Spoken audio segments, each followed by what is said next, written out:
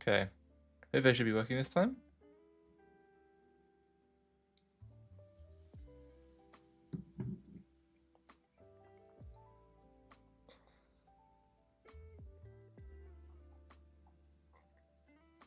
Oops. I need to fix the title on Twitch.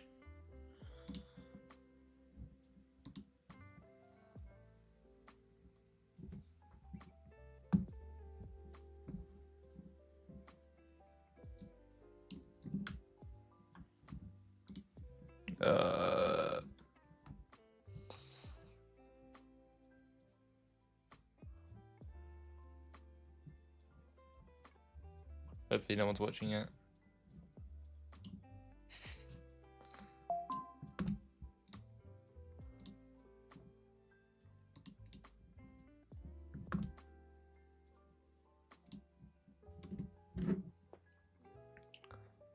Okay, so Twitch one should be fixed as well.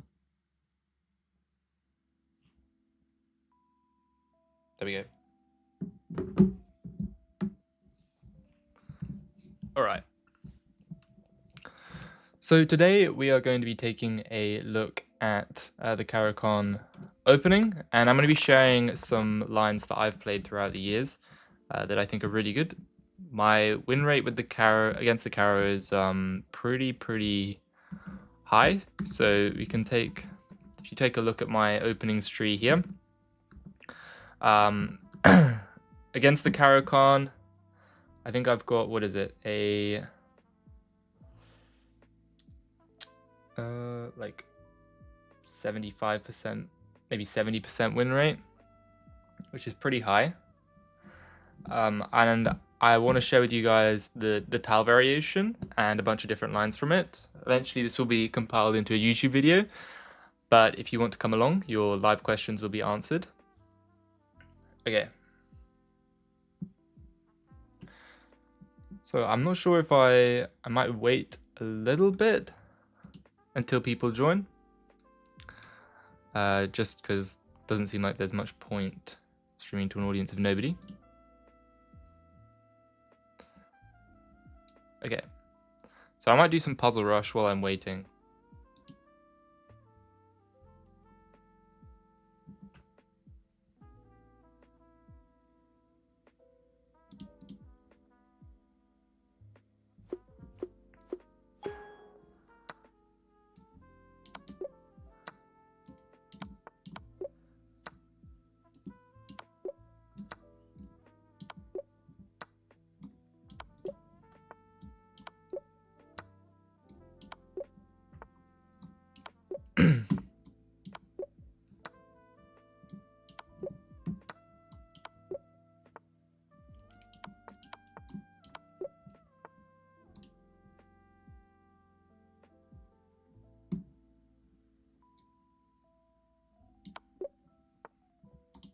That was interesting.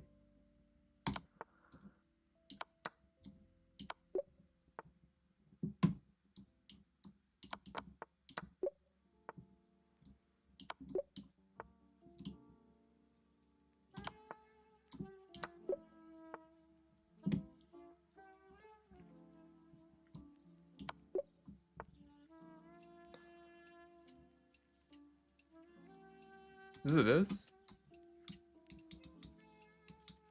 Hi, Chess Fortnite.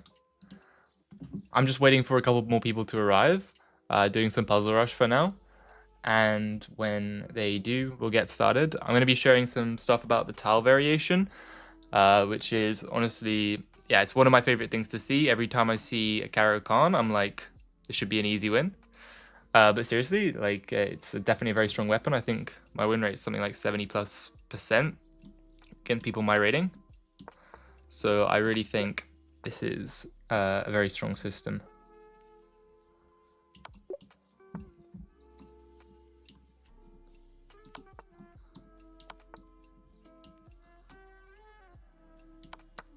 That was a weird one.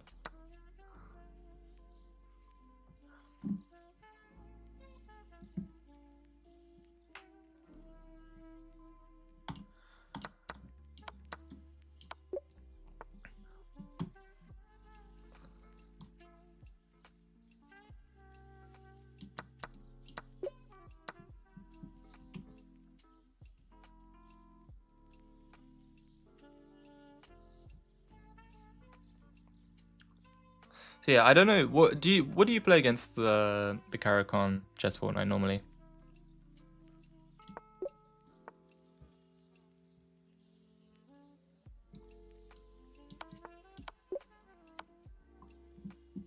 And for anyone else that just joined, we will be taking a look at what I play against the Caro Kann. I've got a very nice win rate against it. Very just shortly, and yeah, so only 3 people on at the moment. Wait for a couple more to join, and then we can get started. I'll probably start when we've got 4 or 5. You don't play e4? Oh, you never played e4? Always a d4 guy? Fair enough.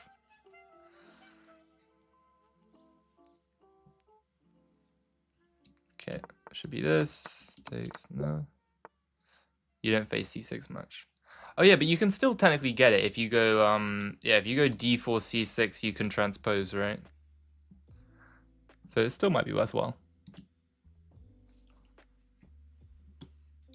So this looks like a check, win the rook, I think. There we go. Probably a little queen sack and smothered mate.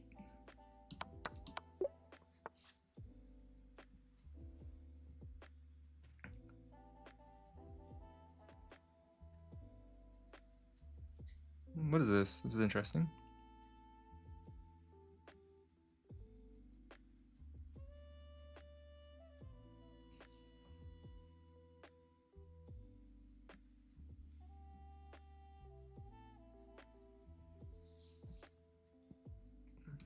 Oh, it's just check and win the knight, I guess.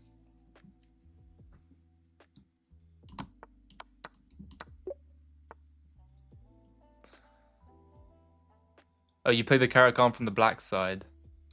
But you still play it now, or was it something that you dropped?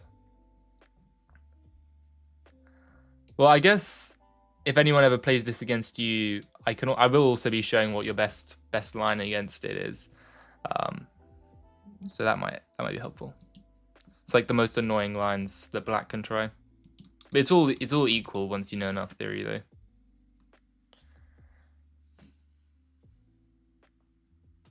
Okay, what is this? Some sack and back rank.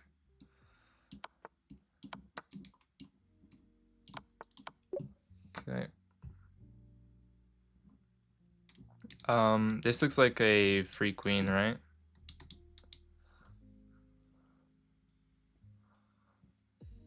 Because the knight's in the way of the bishop, there's no discovery.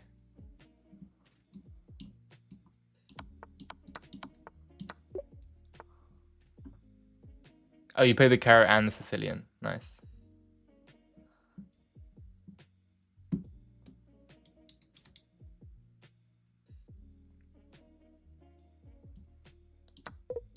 Oh no, what was I doing? I should have taken the rook. I should have taken the rook with check. That was bad.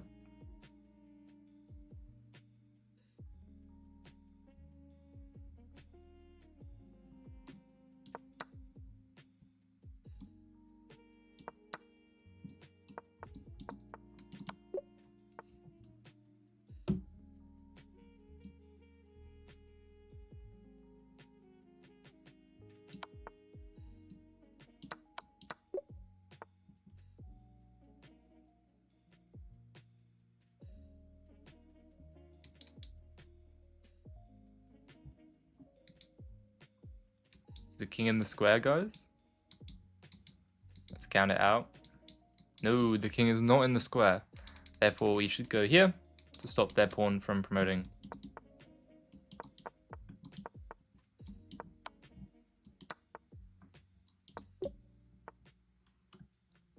What is this? Bit of a weird one. Okay, yeah, it's like here, sack, takes, bishop here, here, take, moves, take the rook.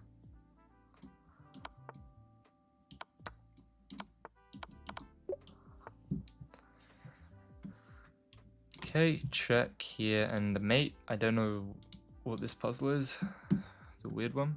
Just give me a checkmate in 2.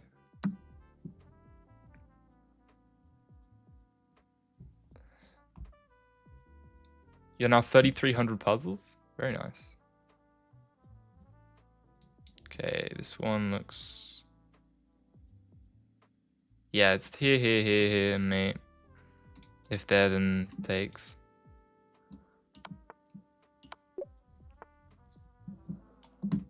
This one looks like an exchange and win the knight.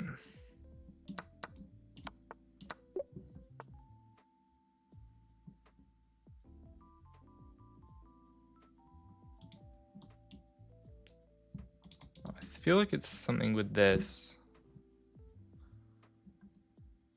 In a game, I'd probably just play like Rook E1, which looks nice, but it has to be something better, I imagine. Oh, maybe the queen's trapped or something. Or close to it. Bishop f6 looks good too. Have they given a puzzle which looks like there's so many winning moves for white?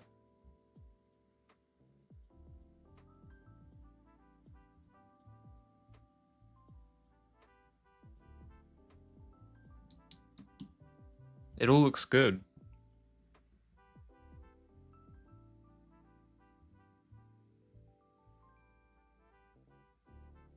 Does anyone see an instant win?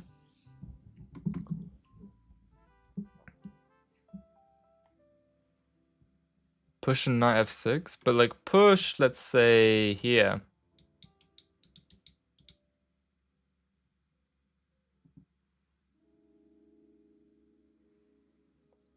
I'm not so sure. I liked bishop f6. But they can just ignore it. Bishop d7. Wait, push. Oh yeah, push this bishop d7 as well, yeah. But the weird thing is that this puzzle just looks like it's winning for white if you just get a bishop to this diagonal.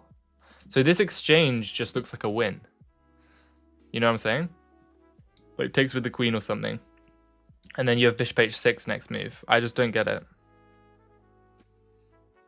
Maybe that is just it. Does anyone think it might just be knight f6, queen takes, bishop h6? Makes sense. I don't see anything better.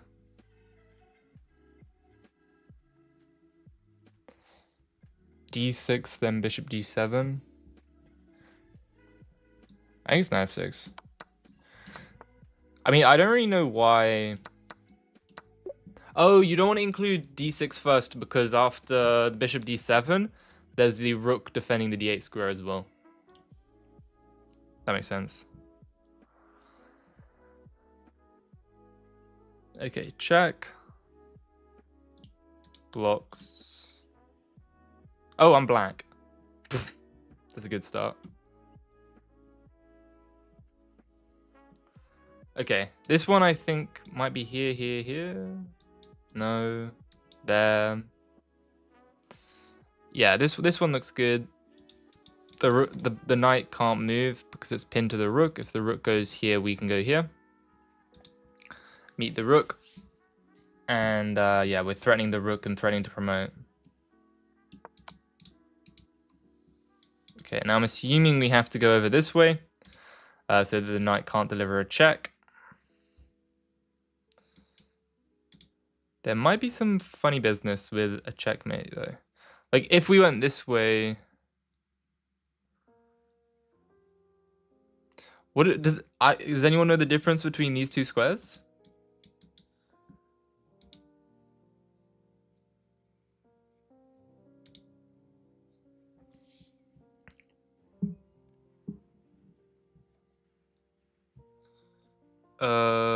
Check. No, you go rook a1 here. Aha. Then there would be a check, and then force the king back, and you'd win the queen. But if you go to h3, then after rook a1, the king gets checked. You've already promoted. You can go to b7, and then after rook here, then you can block with your own rook. Okay, but they don't go for that. Instead, we see the knight going back. But we can just play a check and win the knight. This is still a win. Honestly, the queen versus rook is a huge pain though. Queen versus rook is always a nightmare. Okay, I think we're almost have enough people. Anyone in the chat, let me know if you want to get started on the opening lesson.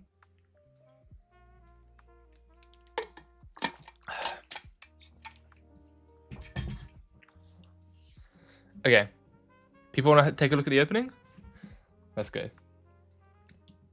So, first things first, this is, of course, our starting position for the Caro Kann. I've had 831 recorded games where I've played pawn to e5. I think I've pretty much played this like my whole life. And this is including all the Caros. But then after here, now, so this is one of the main lines. Bishop goes to f5. I will probably take a look at c5 at a later date, but that is a video stream in of itself. Today we're just going to be looking at bishop to f5. So, after bishop to f5, our Tal variation is pawn to h4, and it is very nice. After e5, you always go c5. Well, we're also going to take a look at some annoying stuff. You can play at that at another time, but we're going to be looking at bishop to f5 primarily. So, on bishop to f5, hello, Zugzwang, in the Twitch. After bishop to f5, pawn to h4, we have the Tal variation. And you can see, first off, you can see this trap. It's kind of sad that I haven't won every single game in that line, but you can see that e6, of course, loses the bishop. And I'm going to switch back to this. Can anyone tell us why e6 loses the bishop?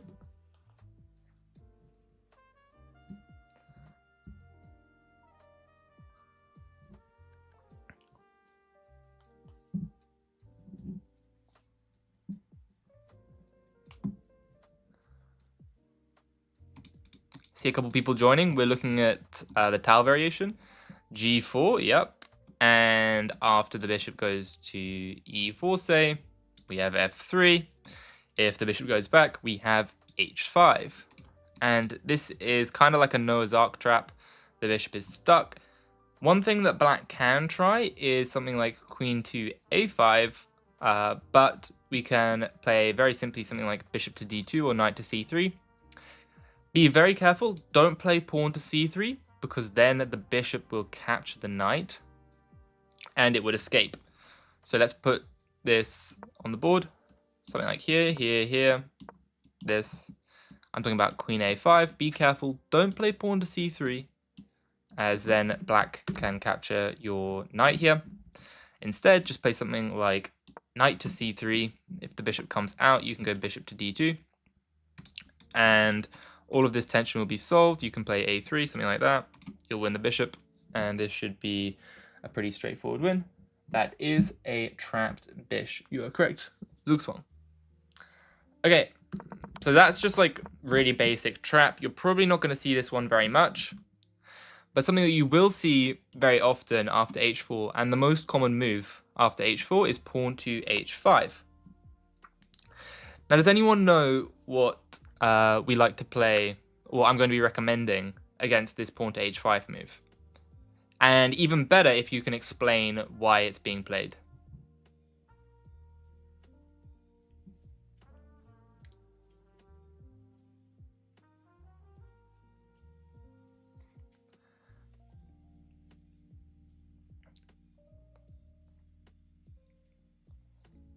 So I'm just going to give everyone some time.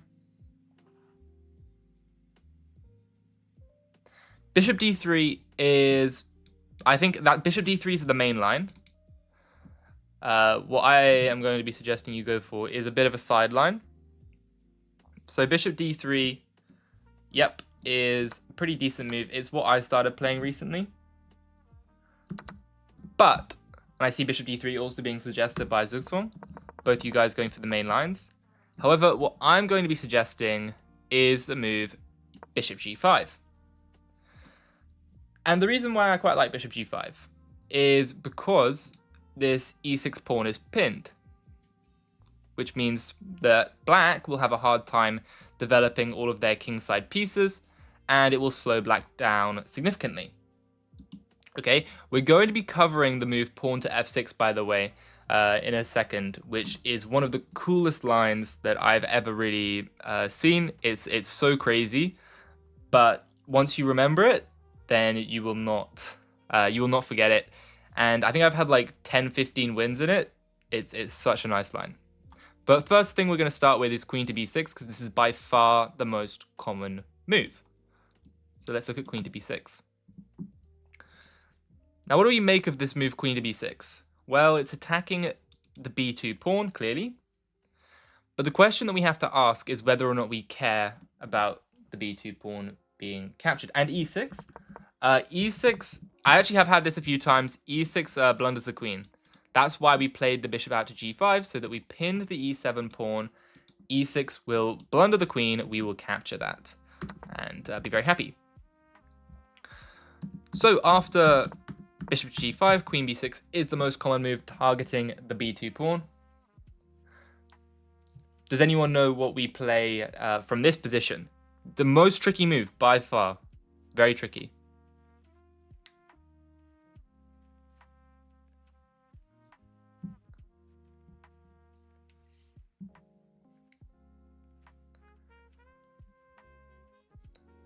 Give you guys a couple seconds.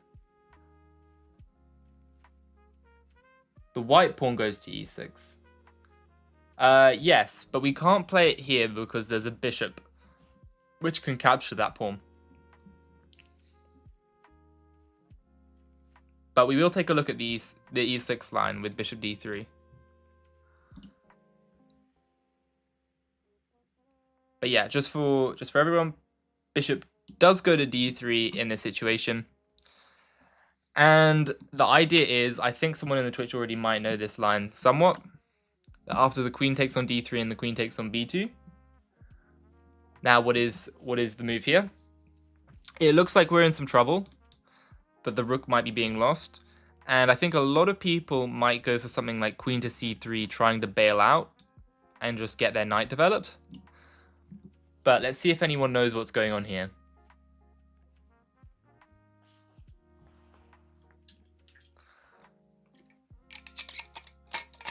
If anyone knows the tricks.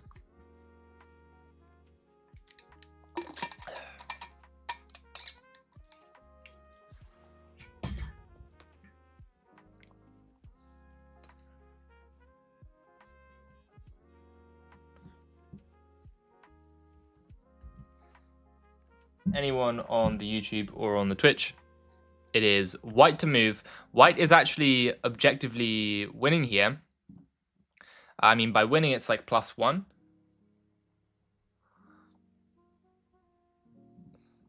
Bishop to c1. And after queen takes the rook, I'm not sure what the idea is. Also, the queen can take the bishop. So not quite.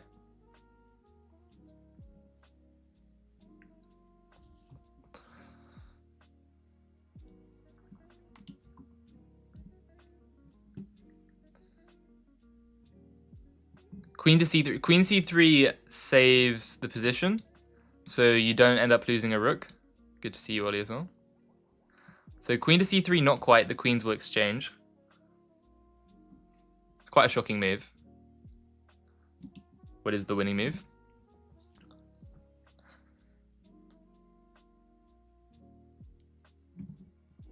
Yeah, I imagine queen c3 is probably about equal.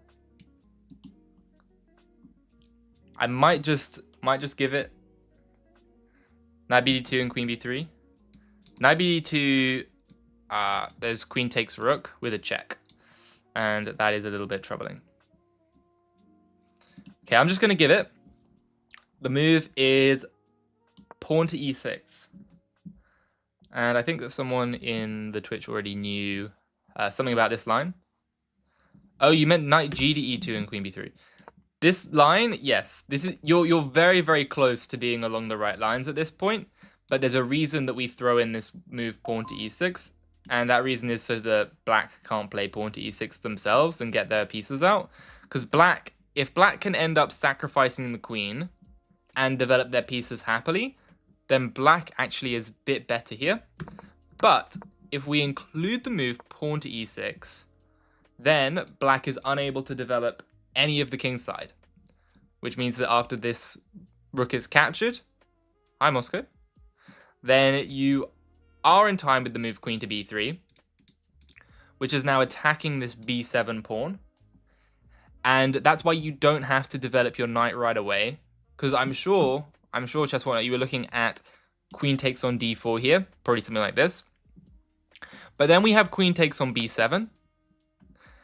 And let's say, actually for starters, let's say the move queen to b6 is played.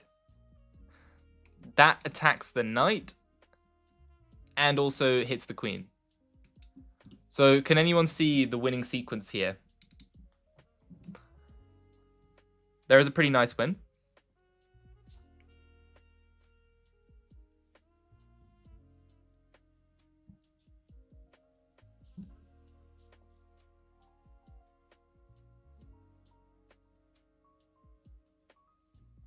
Queen to c8, yeah? But then after the queen blocks...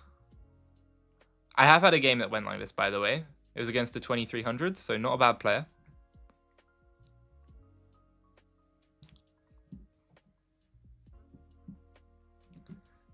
How do we finish them off? Queen to c8 and queen to d8. Take f7, exactly. And then the king is forced away, and we will win the queen. Let's just put it on. And that is a win for white. Okay, so alternatively, what if white plays queen to e5, say? Any tips for trying to get candidate master? I don't know, I'm not a candidate master, but you say you struggle in the opening. You might want to stick around for this, because this is an openings lesson stream. We will be covering the Tal variation of the Caro. But I don't know, if you're struggling in the opening, just learn some more opening theory.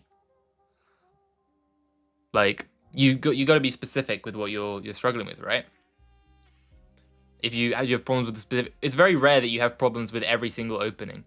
You probably have a couple of openings that you get through very smoothly. So what you need to do is you need to analyze the positions that you're losing and make adjustments. Whether that's switching up lines, learning some extra moves. I am on YouTube as well, yeah, Zigzwan. Whether that's, switching up lines, analyzing extra moves, trying to memorize a little bit more theory, or potentially even changing your whole openings if you just don't enjoy the style of the positions and you know you're getting theoretical positions, but you're just not enjoying them. That's another thing. But mostly it's just kind of building up and adding to what you already have. So, okay. After the queen goes here, it's not king to f1, it's knight to e2, and for a very important reason. It's knight to e2 because we want to cover the f4 square with the bishop. It'll make sense soon. Because after queen takes on e6, queen takes rook, we're attacking the knight here, and black tries to cover up and defend with, say, this move. Let's say the reason is because if they were to play queen to d6, this move would actually consolidate, right? But I think, I'm trying to remember what the line is here. I think this line might be bishop to e3. The idea being that there's no d4. And if there's c5 that you can take on c5, queen takes, and then you take the knight. So the knight covers d4. And if black does anything else, then you're taking a7 and you're going after the knight here. So if the queen goes to c8, we have bishop to f4. And if the queen goes to d6, I think it's bishop to e3. I'm just going to check. Oh, wait. Apparently this is rook to h3. Sorry for the misinformation. We've got this very weird move, rook to h3. You're trying to pick an opening, don't know a lot of theory. You want to play something offbeat. Well, I don't know. How like it depends how offbeat you want to go. If you go too offbeat, then you're just gonna get bad positions. But do you want to learn opening theory? Or because if you're happy and you don't want to learn opening theory, then you're probably best off. Yeah, after bishop to e3. No, I think it's e6.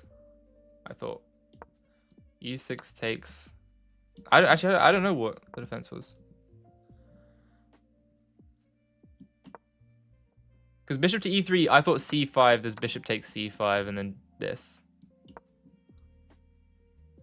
I think I had a game that went like this, right?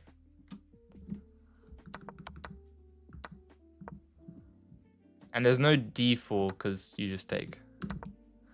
So what is the line here?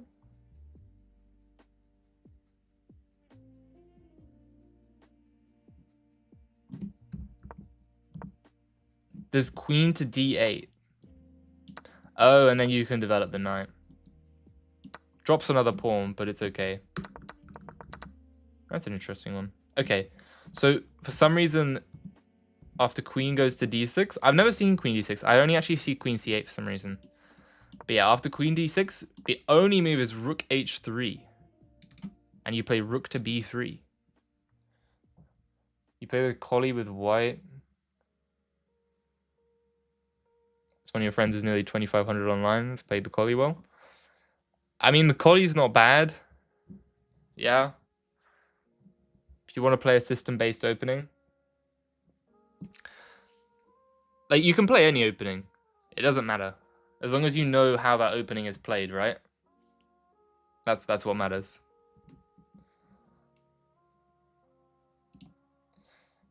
So yeah, rook h3 and rook to b3. Yeah, the collie can get a bit boring. So we're going to go back.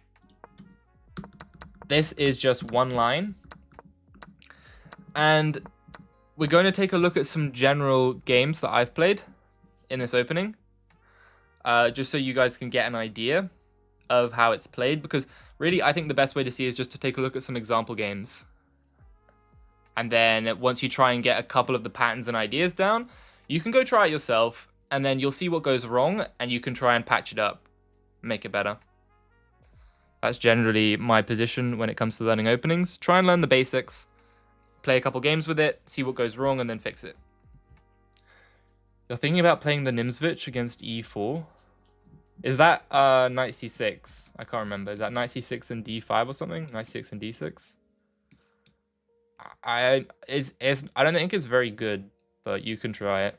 The issue is that if you go e4, yeah, 97.7 exactly. Knight c6, there's knight c3. How is the collie boring? Well, it's boring if you're playing the same stuff every time, even if you're attacking every game.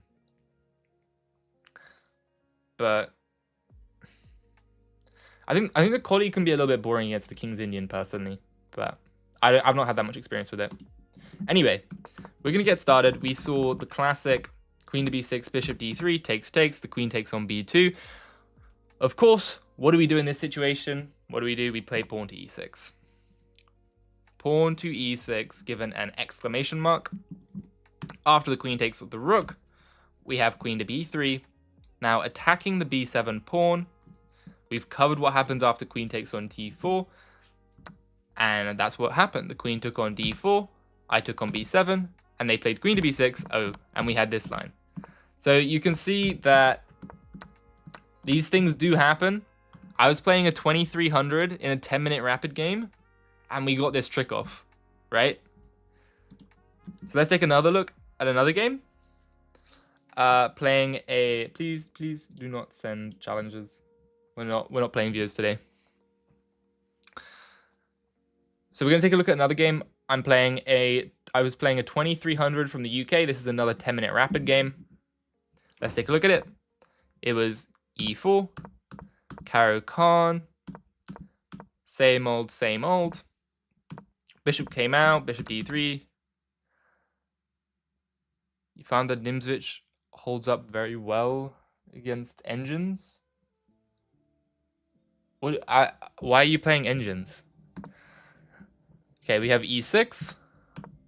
This time there was a capture, so that's an important thing. We need to see what happens after they take. You go knight to f3, you defend the pawn. They still can't really take the rook, because then we play queen to b3. They do take the rook, and we play queen to b3 anyway.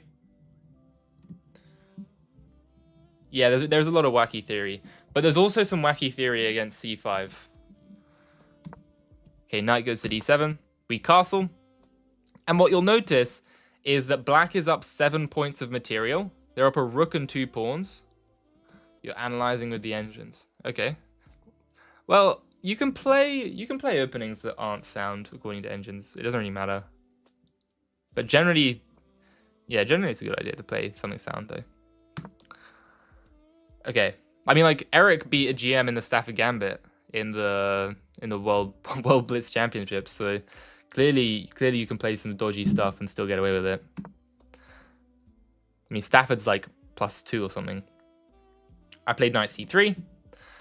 Now the queen is trapped. You can see that this has worked very well. The queen is stuck. They have to sack. And I put my knight on e2. This is a pretty common idea in these positions where you have where black has the damaged pawn structure. And I want someone in the chat to try and explain why knight to e2 is a good move.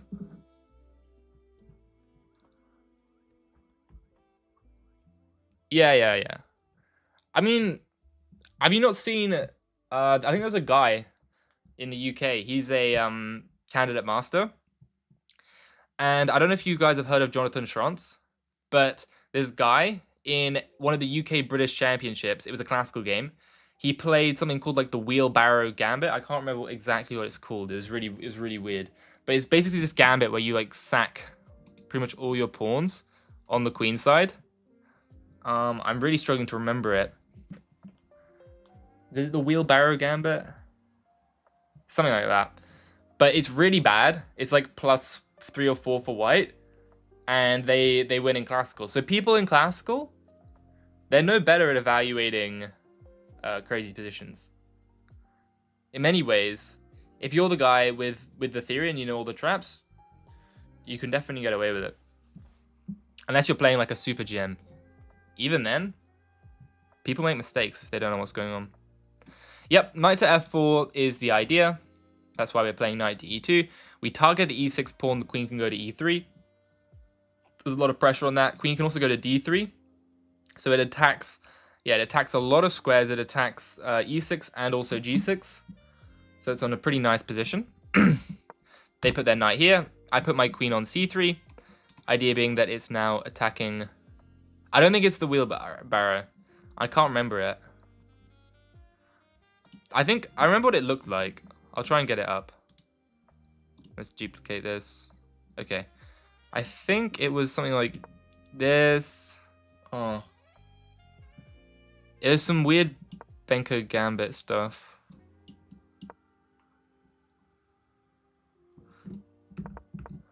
I'll try and find it, wait.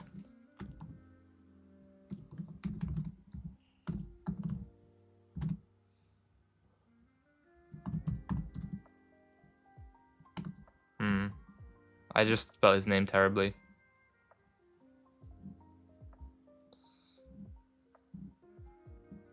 Is it the wheelbarrow gambit? Oh, it's the wagon gambit. Wagon gambit, that's the one. Yeah, you can take a look at it if you want. It's like you just lose a rook or something. Yeah, the Benko is fine. Yeah, it's called the wagon gambit if you want to take a look at it. All right, let's go back. So yeah, I played queen to c3. Attacking this pawn.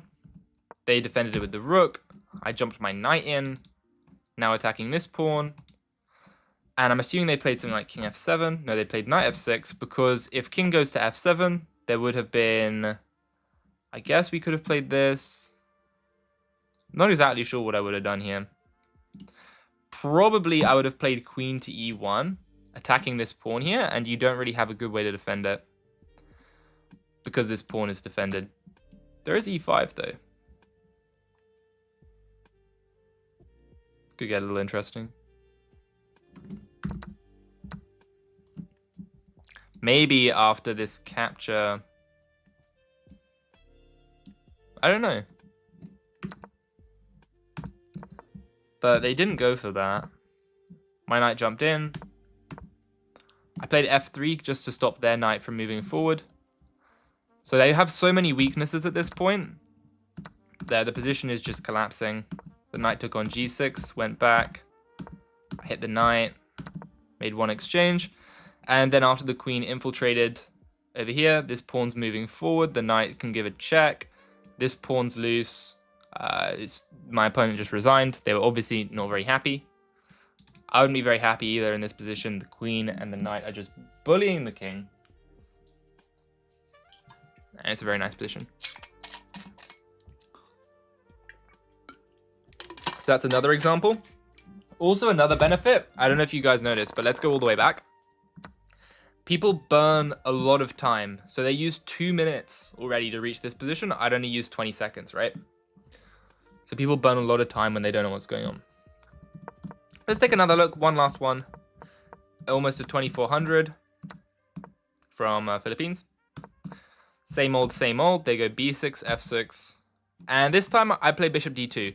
This is another idea that's worthwhile knowing about. The bishop can go to d2 and then to c3. And that way you can win the queen just for an extra minor piece rather than the rook. So I castled. I played rook e1 because I wanted to defend my pawn. I didn't want to give them anything. Then I go bishop c3. Queen gave a check. And the knight was being counterattacked. The queen's still trapped in the corner of the board.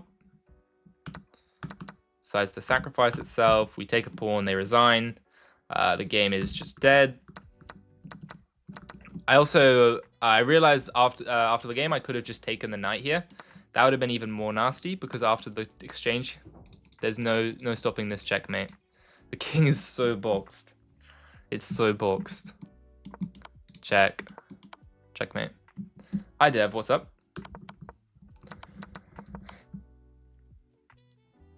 Don't help people crush your opening? It's fine. I think you play c5 anyway, right? We're talking about the advanced, advanced Caro where you play bishop f5. So you're safe for now, Dev, but I will cover your opening with pawn to c5 at a later date. Okay, so I think that's probably enough examples. Oh, you played the bishop f5 one? Oh, you're in trouble then, Dev. We're about to. Well, I'm showing everyone the Tau variation. I don't know which line. Which line do you play, Dev? Do you play h5 against h4?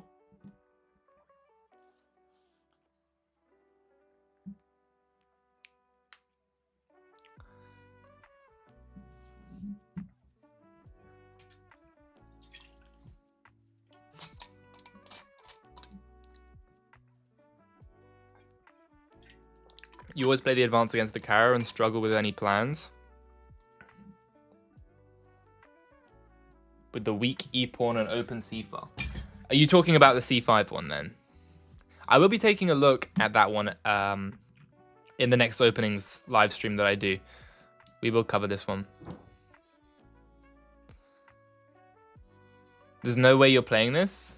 As in you don't like this Tau? Oh, you play h5. Okay. We have just covered h5. And bishop to g5. We took a look at queen to b6. There's a couple more that we have to look at. First off, I'm going to cover what the so-called refutation to this one is. Oh, you're not playing the Wagon Gambit? There's nothing wrong with it.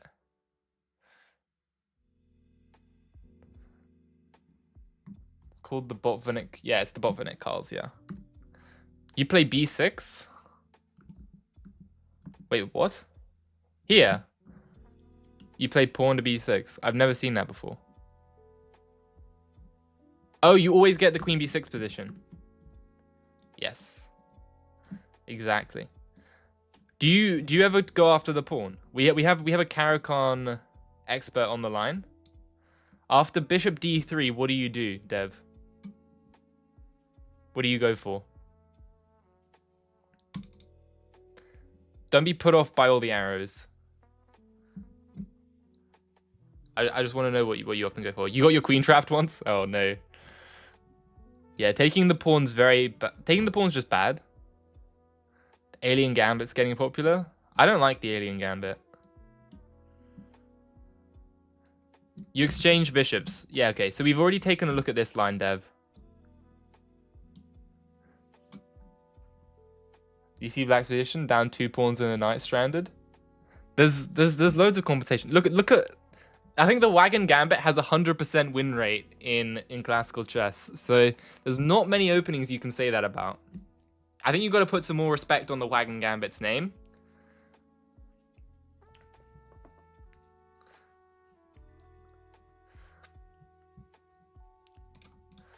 What do you want a game in the wagon where I play the wagon gambit? I don't think it's that bad. So if you go for the queen takes b2 line, we've already covered this. Pawn to e6 is very, very strong. Dev, if you missed it, don't worry, I'll be uploading a edited version. So, but what's more important for you actually as a Caro Kann player is that you should know that the best move here is actually queen takes on d4. So we're going to go back. We're going to go back to the chess.com. What is the wagon gambit? It's a very let's call it speculative gambit. Very speculative. Let me try and get it up. Oops. Let's get it. It's on Elite Chess page. It's here. This is the wagon gambit. It's a6, b5, and then pawn to e5. Oh no, it was a draw. But it was played one time against a 2340 international master.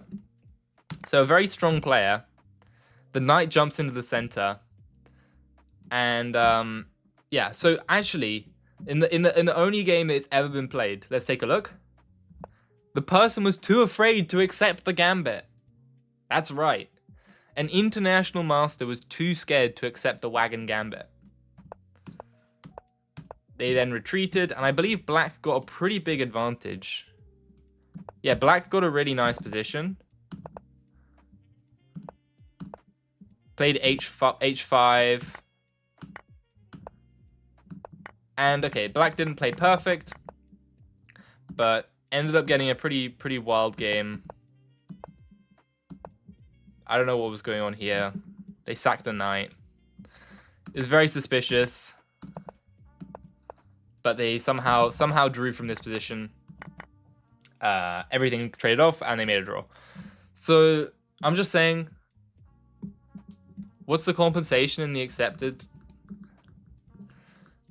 Listen, the compensation, you just need the confidence to play it. If you play it confidently, your opponent will be so shaken up, especially over the board. Just like look down at the board and then glare at them after you play it. Just play it with confidence. And they'll be terrified. Look, this international master was too scared to take the pawn. Sometimes you got to make a bluff. This is not the alien gambit. This is the wagon gambit. Okay, I mean, like, first of all, there's a trick here. If you play this move, which looks like a fork, then there's boom, bishop goes here. You're in trouble, right? Hi, red mouse. Okay, so that's just like one little trick, right? If they take here, let's say the knight goes out, you have this check again. So basically, the opening revolves around having this check. Then knight is kind of on the wayside. Say bishop goes here. And yeah, I honestly, I don't really know what the compensation is. Guess what? You have the bishop pair. You have the bishop pair. Just enjoy it. Enjoy what you have. I don't know what happened to you, red mouse. No, I don't. Yeah, to be honest, I don't know what this opening is. I'm just gonna leave it.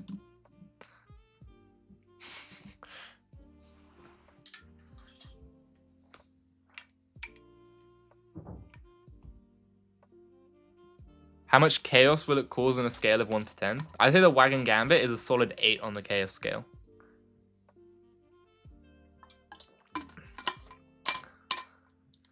Listen, Moscow. You don't have to be all chess elitist.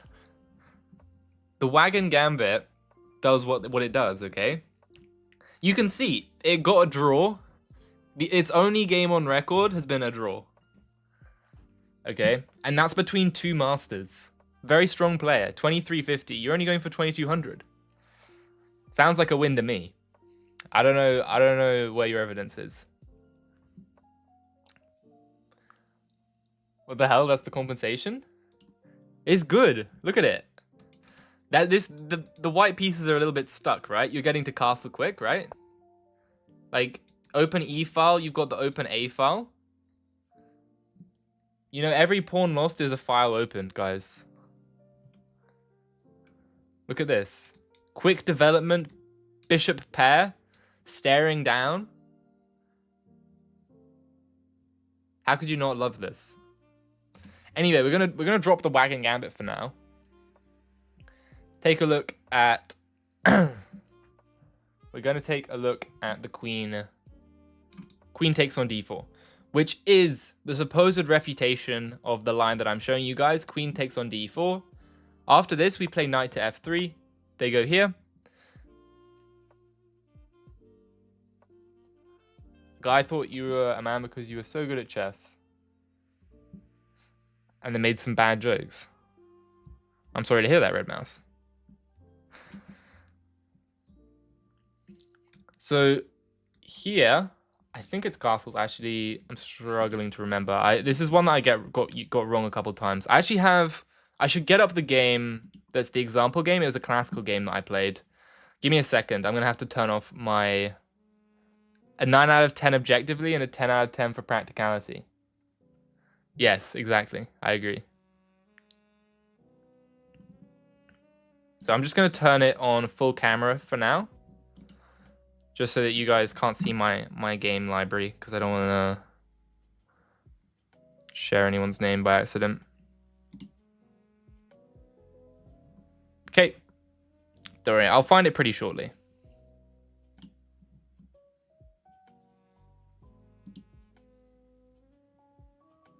Here it is. Okay. So I will now bring back up. Wait, just a second. That should switch the scene. Okay. So this is a game that I played last year. It was a classical game. These are ECF ratings.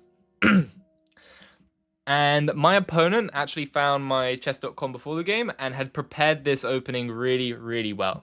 So we're going to take a look at it. I believe that we both pretty much played a perfect game. Yeah, close to it. This was a classical game, by the way. And might be worth covering in the future. But they tried to trick me in the opening. I need to pull down my... I'll put that down so you guys can see. It was quite an accurate game. I was fairly happy with it. But you're going to play my recommendation from now? Don't play the Wagon Gambit. I wasn't recommending anything.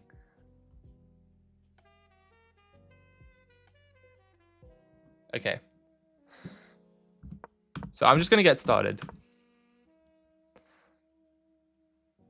The Wagon Gambit is better than the Queen's Gambit. Honestly, Wagon Gambit is better than the Queen's Gambit, accepted. Yeah, so my opponent had clearly prepared for me. I played bishop d3, and quite annoyingly, they took the d4 pawn fairly quick. You want to share a funny game? Okay, I might look at it at the end of the stream. But they took on d4, and this is the apparent refutation. It's not a refutation. It is actually just equality, as most of chess is. We go knight to f3. After the queen goes here, we castle.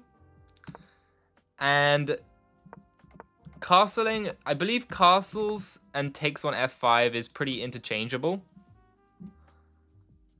You can play either. I castled and then took on f5. Probably you want to take on f5 first, so that they don't take on d3, and then your position isn't as good. So I made a small inaccuracy in the opening. Doesn't really matter. I then took, and we play pawn to c4.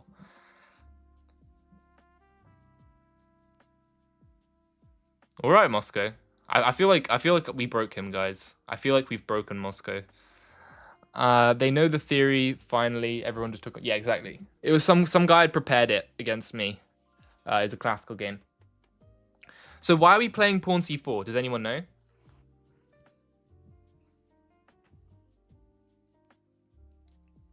Anyone have an idea?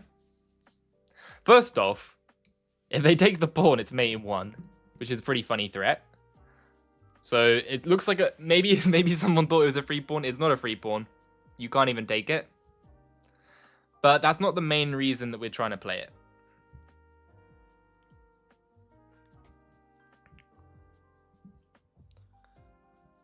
Anyone with an idea? Give you guys a couple more seconds and then I'll just continue. Yeah, it unlocks queen b3. Exactly. And you can put the knight behind the pawn. We also want to, yeah, we would like to break up the center if possible. And oftentimes if we can make this trade and this side of the board gets weakened, then we can start to invade with the queen and the knight, and it can be very dangerous. And if they take this way with the e-pawn, then we can often shove through pawn to e6 with a rook or something. Anyway, my opponent plays knight to d7. Now queen b3 isn't really that potent. Do you know any tricky but sound openings against d4? Tricky? Honestly, there's not that many tricky openings against d4 that are very good. Everything that's tricky is just bad. England is bad. Wagon Gambit is bad. The only stuff you can really play that's like kind of bad but also practically fine is, I would say, King's Indian. Yeah, that's about it. Everything else is kind of just groveling and making equality. Queen's Gambit declines fine. I've looked at the Janowski recently. I think it's worthwhile taking a look at that maybe. Dutch is a good one. I don't play the Dutch, so I don't know much about it. So yeah, Dutch is definitely worthwhile. The Leningrad Dutch I like, actually. That's the one with b6 and f5. So anyway, after they move their knight to d7, I put my knight out to c3. You still cannot take this pawn. Actually, no, you can take the pawn. I'm sorry. They did take the pawn. But after they took the pawn, I put my queen in the center. Now, this pawn is attacked. We also defend this pawn. And I'm looking to bring my rook out. And there's an idea here that after they move their bishop out and attack my queen, I'm trying to remember. I think there was a trap that I had set up. It was something like pawn to c5. I think was one of the moves where I had a trick. And after the pawn goes to c5, my ideas were that they would have no defense to this invasion over here. But they continued to play good moves. They played the bishop out to c5. I took the pawn on c4. The Shigoran? Isn't the Shigoran just like the one where you play knight c6 when you should be putting a pawn on c6 and then you're very sad? I don't really know. But after the queen takes here, we're actually sacrificing another pawn with knight takes on e5. And what was scary about this is that I didn't actually know that this was still like theoretically the best line, which was pretty stressful. I thought I was just in trouble. So they played knight takes on e5, which sacrifices the bishop. But if I take the bishop, of course they have knight takes on f3, and they would win my queen, and I would be very sad. So I have to take the knight. I do take the knight. After the queen captures, I then play this move, knight to e4, attacking the bishop, and I want the bishop to move away, and then I want to be able to move a rook to the d file and combine with the knight in order to jump into this weak d6 square, because they still haven't castled. They play bishop to e7, rook goes to d1. This is the only move to try and keep up the initiative. The ideas are that we want to play rook e1, potentially exchange the bishop, and try to break in with something like queen to b4 as well. It's possible. They play knight f6 and rook to e1, disallowing them to castle, because after castles, we have knight to f6, which would win the queen. So they have to play some move, moving the queen away, or trade the knight in the center. They decide to capture the knight in the center. I played rook e4. This was apparently like the one inaccuracy of the game. They went queen to c5. They had to play queen to c7 to apparently keep an advantage, but I had a plan here that I wanted to go bishop takes, queen takes, rook here, and after castles, rook d7. I didn't think it was so bad, something like queen f6. And this position is probably about equal. It's nothing great for white, but white shouldn't be losing that often because this c6 pawn's very weak. But anyway, queen here. I retreat the queen, now attacking this d7, making this queen d7 threat. And they have to exchange on g5, it's the only move. Otherwise, queen d7 is coming, and we are breaking through. Look at this attack down the center. Of course, if the rook goes here, we just have queen takes d8 and a checkmate. So they didn't fall for that. They took here. We had queen d7. And after some exchanges later, I tried to keep the center, tried to keep the d-file. Queen c7 is always the move. Yeah, but they had a problem. The problem they didn't like with queen c7 is that I would own the d-file, and then I would have put a rook on d7, which looked a little bit unpleasant. So we tried to win the queen, but they stopped me with this pawn going to h4. Yeah, I then hit them with a rook h4. The idea being that after this exchange, you would win the rook, which was quite a nice little trick. And I thought I actually had good winning chances here because I had one more trick that after the queen takes the b2 pawn, I wanted them to go for this one. But we didn't get to pull that off. They just blocked with the queen. And then I made a pretty weird draw. It was a weird king and pawn endgame draw. Yeah, we ended up... They blocked me in, and we agreed to a draw. So that was basically what happens if your opponent plays the refutation. The important stuff to remember is that after they play queen g4, you are meant to take the bishop first. So you get this position, castles. They have to go pawn to e6. Really? There is also f6. Which I guess... f6 I think is why I didn't like this line that much. It was a fairly accurate game. They had a small advantage out of the opening, but we survived. So you want to exchange the bishops. You want to play c4. Try and bring your pieces to the d-file as quick as possible if they open it up. If they don't open it up, then you want to trade yourself and try and get them to take with the c or the e-pawn. If the e-pawn takes, we can shove it through with the rook behind and then try and break up black's position. And if the c-pawn takes, then that relinquishes the b5 square, which our knight can use to try and jump into the game. These are really the essential ideas that you have to know. If you know these ideas, then you will not be beaten by this defense with black. Okay, so that's that game. We've now covered the apparent refutation, which is not really a refutation. And I think it's time to finally take a look at this line that I promised people a lot earlier on.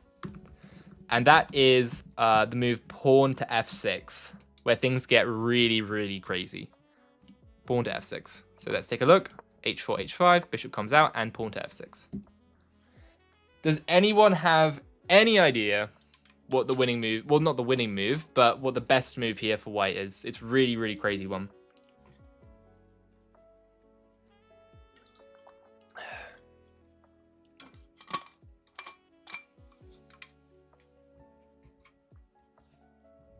Any ideas?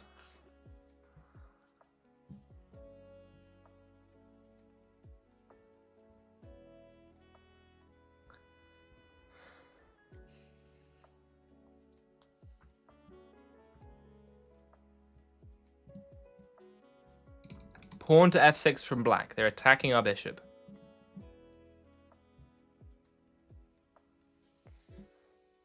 Bishop d3. That's right. Wow. Yeah, bishop d3. We don't care. We say, take my bishop, because of course I will take your bishop. But what doesn't make sense is what happens after they just take our bishop. Well, we have queen takes bishop. We lose a bishop. But then the queen dives into g6, forcing the king up to d7. Pawn goes to e6 now. The king can go over, and we take on g5.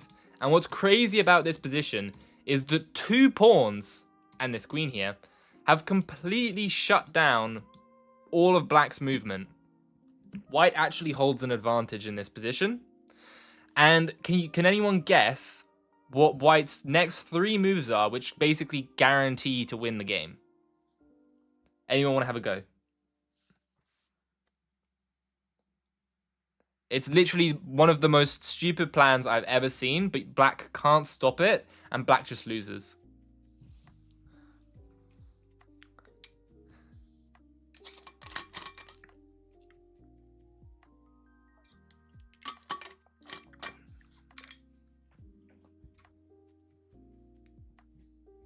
Yeah.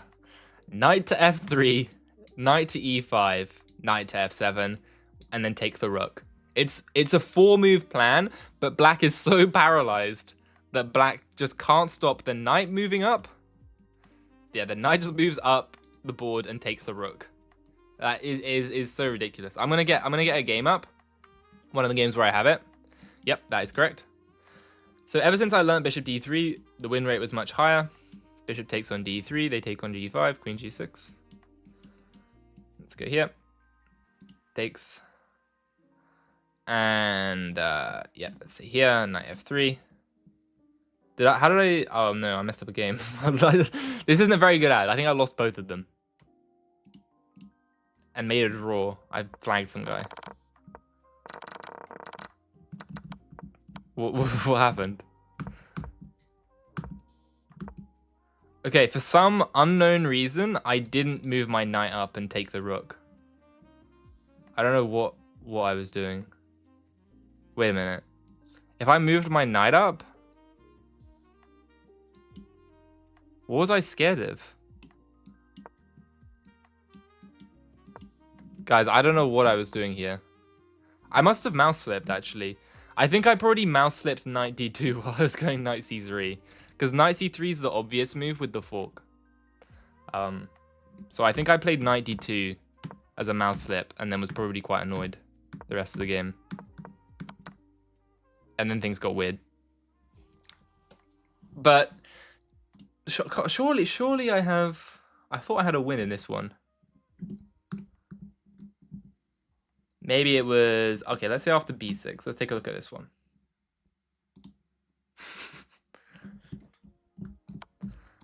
Okay, this one was a very long game for some reason.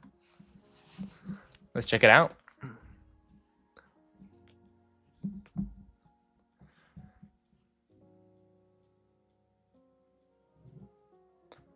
Okay, so this one, we got our trick off. e6 takes. And yeah, in this one, the knight did just jump in. They were very sad because the rook was about to get trapped, so they just gave me the rook. I took it. And then we took the pawn, and then just played the normal developing moves. Jumped in. The bishop was so stuck. Like, the bishop just didn't have any squares to go to, so I just went and attacked it and then took it. We took some more pawns and converted the game pretty easily. Actually, this looks a little bit messy. This is not... It's not a great ad for my conversion skills, but the pawn... Eventually, we made it. And then took another pawn or something. I was dancing around with the knight. Finally, the pawn promotes. Okay. So I think that's enough with that one.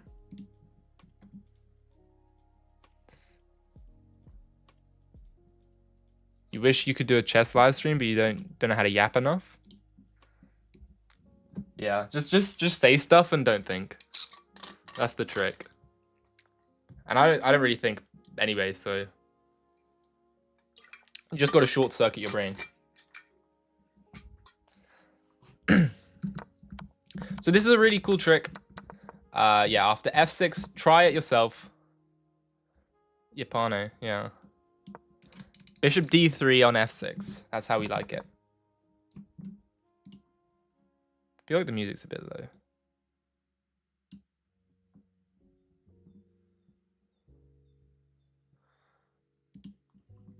All right. So what else did I have to cover? Oh yeah, pawn to h6. I think it's the final one. Right? Everything else isn't really worth covering. And we've covered all of the main moves. f6, queen. Honestly, if you know f6 and queen b6, you can play this. Queen a5 just is rubbish. You just develop your knight. Just develop your pieces. You're just playing chess at this point. And yeah, other than that, not a whole lot. h6 is the only other one we have to cover, but it is a pretty spicy one. After h6, we have pawn to g4. We kick the bishop back, and let's go all the way back. So h6, g4 kicks the bishop away.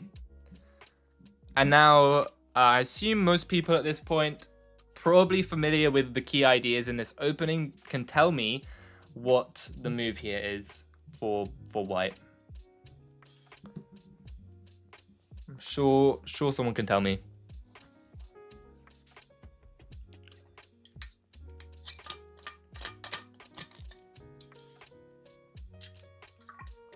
No, it's not bishop d3. As soon as the bishop goes away, if we can play pawn to e6, we want to, right? We play pawn e6, yeah. Once? I don't know what you're saying. If the pawn captures, then we can go bishop d3, yeah. Because the pawn is already here. And I'm trying... Yeah, it was pawn e6, exactly. Trying to remember here. I think one of the main moves is... You missed the whole point? Yeah, it's okay, it's okay. The pawn always goes to e6. After the bishop takes on d3, our queen now looks at g6. If the queen here goes to d6, then we have pawn to f4. And it stops their pawn from moving forward. And now we have some simple ideas. We want to move our knight to e5, play pawn to h5. Bishop goes to e3, knight goes to d2. Castle long. And essentially, black will never develop this bishop, which means they will never develop the rook, which means that black will be very sad. And that's basically all you need to know in order to play this opening. Right? The only other real thing to take a look at, I believe, is, yeah, this bishop to e4 is slightly stronger. So there's bishop to e4, f3, bishop goes to h7, then e6. And then there's some weird stuff with queen d6 takes, and then pawn to f4 here. Don't know what's going on? It's okay. No one really knows what's going on in these lines. They're so crazy. But there is a cool idea, and I want you guys to try and find it. The knight goes to f6 for black. Makes a lot of sense. It attacks this pawn here.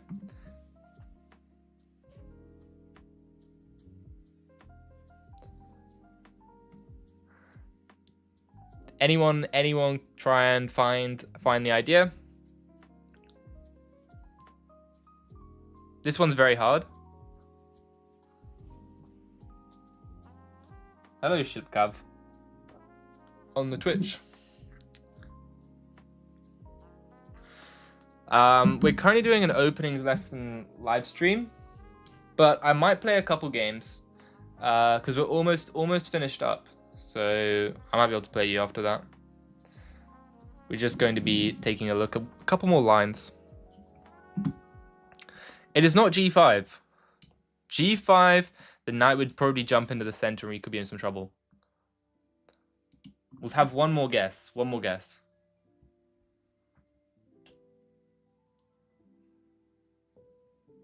Queen opens up. Yeah, the queen can access here, but it's not that good. Knight c3, then g5. Not quite. Okay, the move is knight to f3. And the point is that after they take the pawn, it might look like your move is knight going to e5.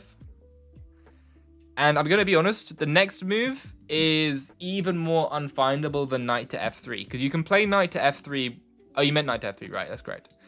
If you play knight to f3 with the idea of putting it on e5, it makes a lot of sense.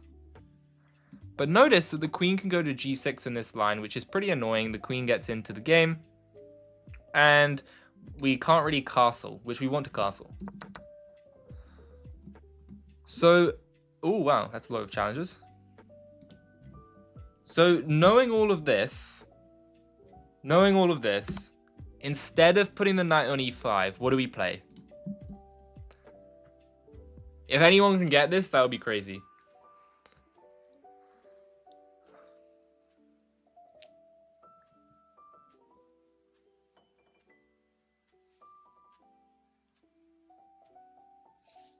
Can anyone get this? Knight to g5 check. That blunders a pony. And then gives it back, and then... Yeah, maybe it's not terrible. I don't know what this is, though. This doesn't look like the way. Bishop to h3. After bishop to h3, there might be... I actually don't know. h5, knight here. I mean, maybe it's okay, but it's not the move. Not quite. It's the second most common move in the Masters database, though. I'm just going to give it. The move is pawn to h5. Right? And the point is, the next most common move by the Masters is stuff like knight to d7. And now, I think you mostly want to be playing, I think it's like knight e5 here, right? I'm just going to put it on the engine because I don't really know anymore. Yes, it's stuff like bishop here, knight c3, and then you eventually play knight to e5. Yeah, so you have bishop to h3, the knight goes back, and then you can put your knight in the center with the idea that you're getting this fork trick. But also the point is that if you go here, say, then after the knight takes and you can take back, what you'll see is that the queen can't go to g6. So they would have to give you the knight. You could take, you also have an even better move with bishop to f4, and you can capture the knight for free, which would be pretty nice. So that's why we play h5, is so that we can take away the g6 square from the queen. And then play the move knight to e5, which will win us a piece. It's all pretty ridiculous. The video's lagging. Yeah, I can see that. Sorry. And if we can get this position, then we can just continue with standard development. Stuff like bishop to h3 castles. We bring out the queen, bring out the bishop, and white has an advantage here, just because the black king is very weak and doesn't have much good development.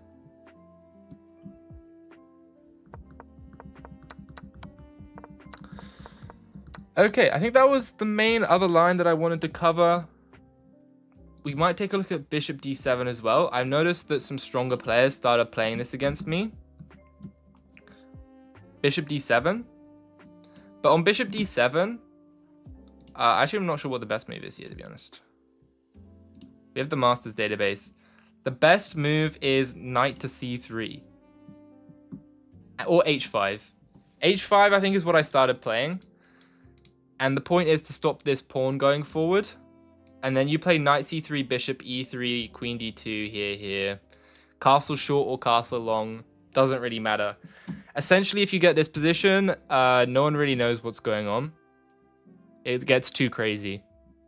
But I would just say play h5, stopping them from going forward. They'll trap themselves. Then start going for knight c3. If they go c5, then go bishop to e3, queen b6, you go queen d2. If they take the pawn, you play rook b1, queen a3, and probably just take that guy. So you can play like this for sure. If they go here, just knight up.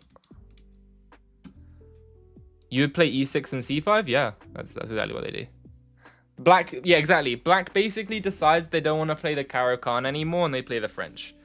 So you end up with a French defense, except with g4 and h5 included. And honestly, I don't really know who this benefits. The engine says that white is fine, but black is okay as well. So yeah, essentially this opening, black gives up on playing the Caro Kann, and is like, yeah, let's just play the French. They've been intimidated by the Tal so much, they just decide to give up. But I think that's about it. I'm just going to go back to the opening tree for a second, see if there's anything else major that I've missed. I just heard a follow notification. Let's see who it was. Thank you, Zoe, for a follow. Okay, so I think that's it. We've covered h5, we've covered h6, we've taken a look. Queen to b6, yeah, that's why you play h5, exactly. You don't get in any of this crazy messes. And we've also looked at, yeah, bishop here, we've looked at this. I don't know if it was played first by Mikhail Tal, but he made it popular. Whoops. We've looked at h5 with the bishop g5 line. And in this one, there's only really queen b6 and f6. So I think that about covers it all. I hope people found this useful. I think we might have some time for 1 or 2 viewer games before finishing up. That's why you don't play bishop f5 and just play c5? No. We have our systems for c5 as well. Just haven't taken a look at them yet. Okay. Anyone want a quick game? Just before we finish up?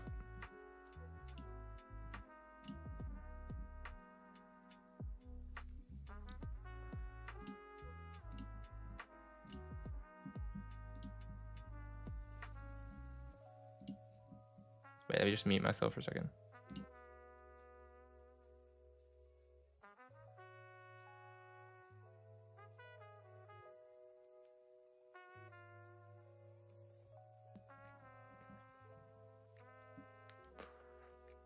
You want a quick game? Okay.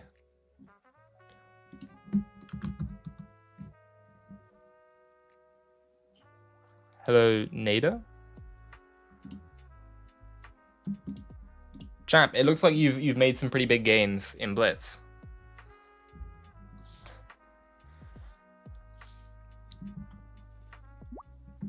Oh, there we go. No, now I've got... What's going on? Okay, Dev sent a challenge. I think Champ got in first. I'll play you after Dev, and then I'm going to finish, I think. Unless I'll play... No, I'll play Dev as well. Okay, wait, no, you got the challenge. Okay, good luck.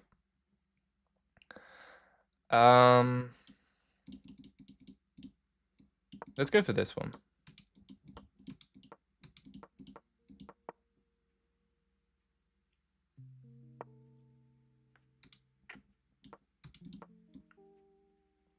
See if he... No. I thought we might be able to get catch him out with a premium or something. You're 1900 in Elite Chess and need a simple repertoire. Instead of the Italian. I think I've made a video about the Bishop's Opening. Bishop's Opening's definitely worthwhile learning. It's kind of like a Vienna, but it's better because no one knows what's going on. Let's go knight here.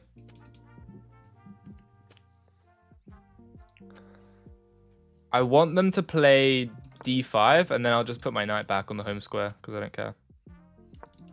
Okay, now we go here, here. Yeah. I don't know if it's just called the bishop's opening. I'll try and find it. Let's take a look. I think it's, yeah, it's this part. This is part 1.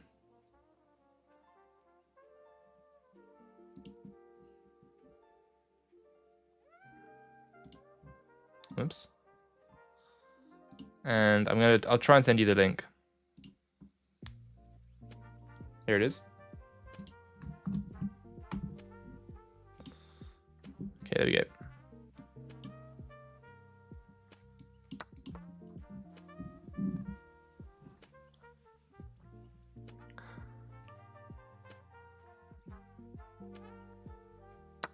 It's no problem.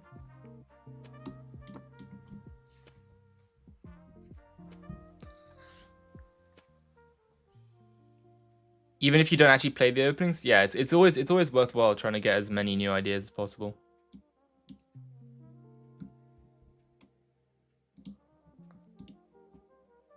E4 maybe?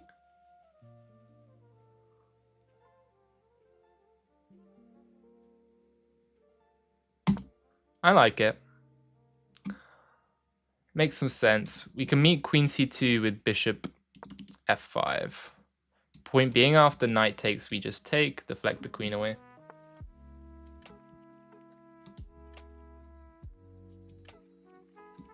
Now I want to put...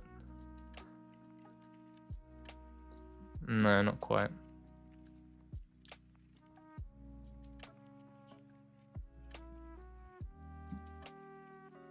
Queen e7? No, knight here.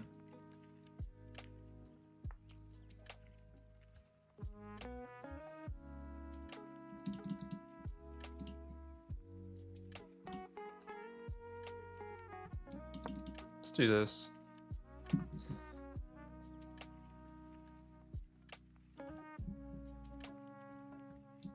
Maybe queen g5. Now we have some threats because the f3 square is taken away.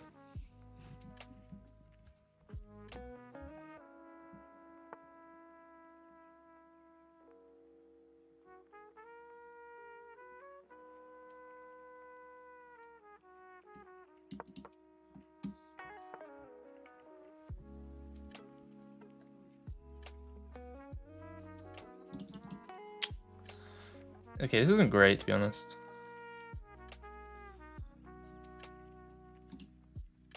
This is a bad position. This is not good.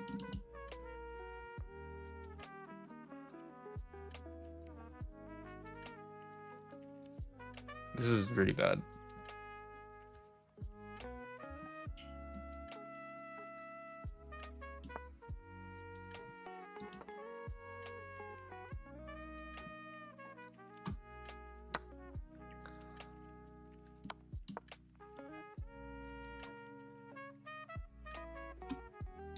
I need to be able to move this knight out of the way and play c6.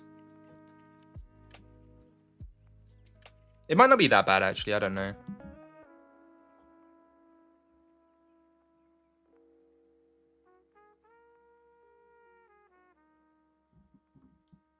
I was trying to show if 1% when we'd have, if there we have 1%.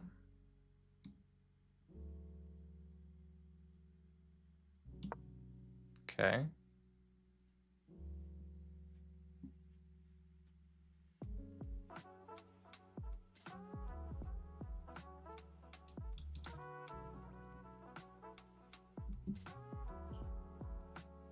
Interesting line, by the way.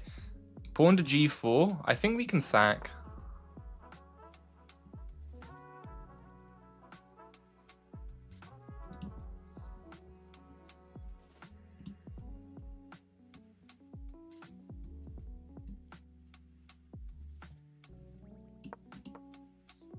Okay.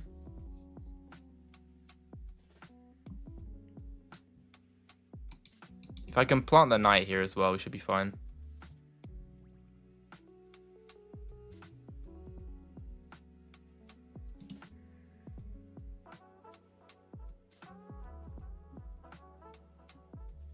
Just want c6.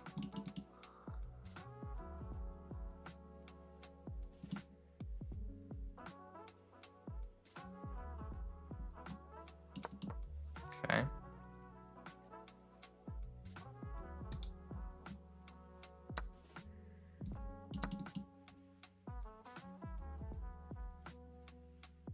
Then try c5.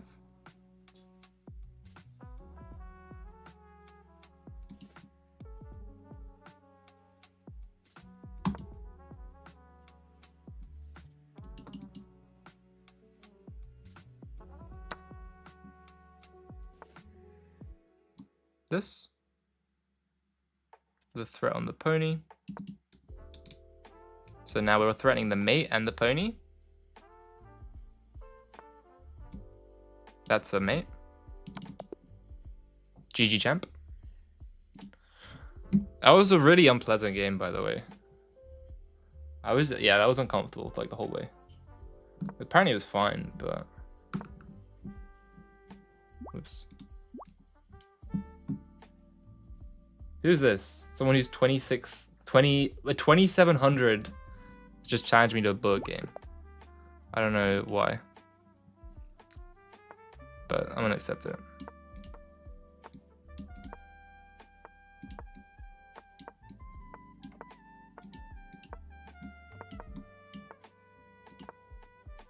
What am I doing?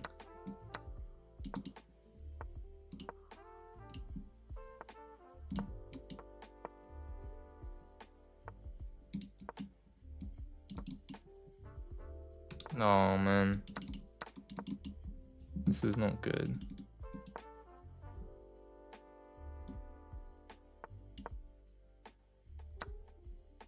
Hello?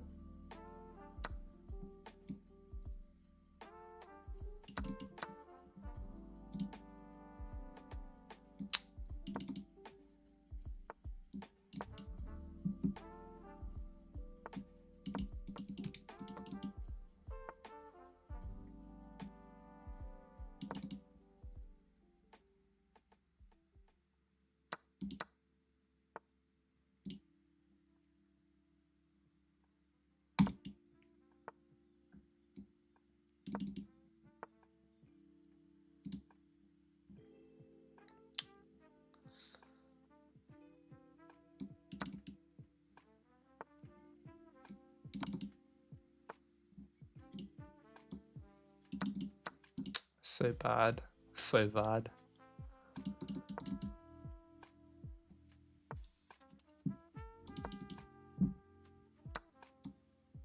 Oh my god. They didn't find it somehow. Nah, this is bad. This is bad.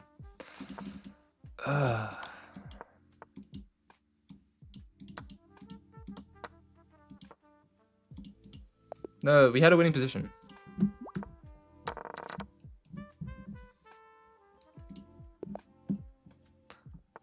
I think I can get a win against this person.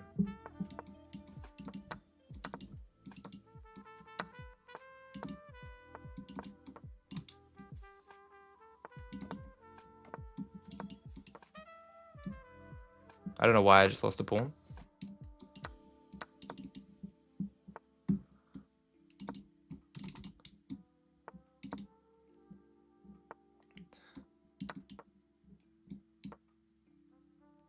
Okay, looks like we should be winning it back. If rook takes e7, we have this, right? No, I don't. Oops.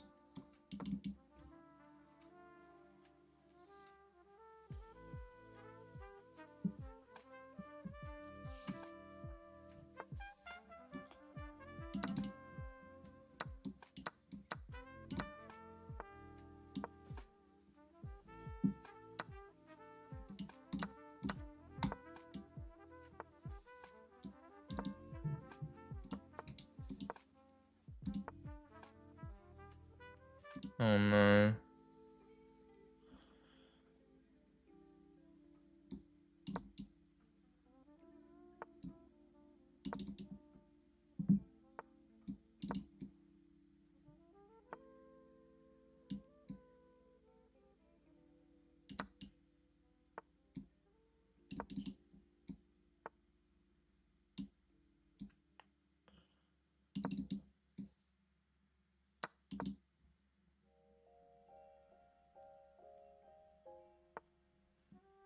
I don't get that.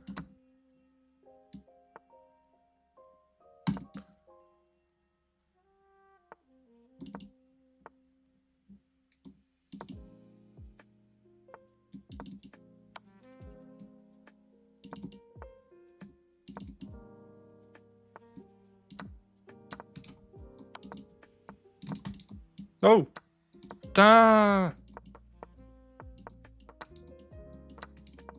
Oh my goodness. No. Not like this.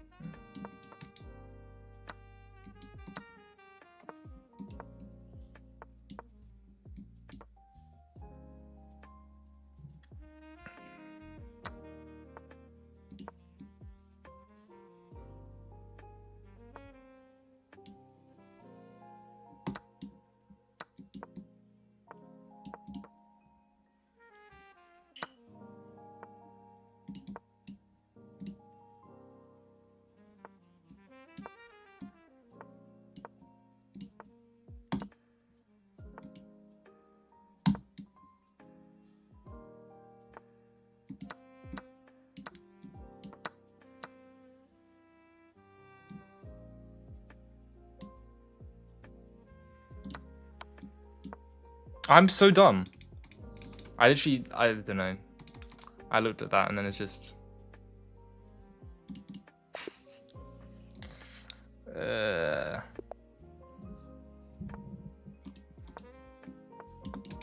Oh, no, I wasn't expecting that.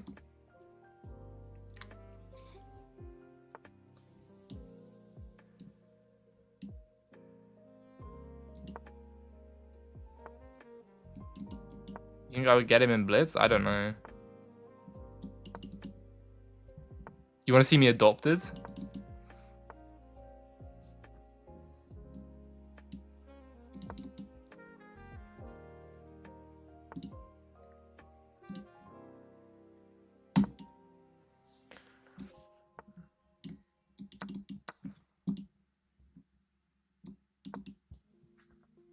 This is a sad position.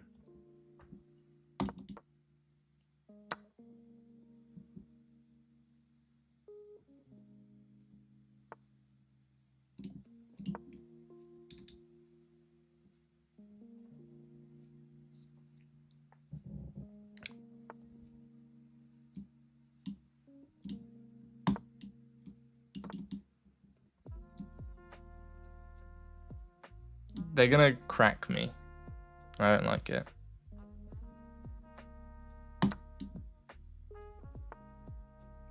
Apple pie? What are you talking about?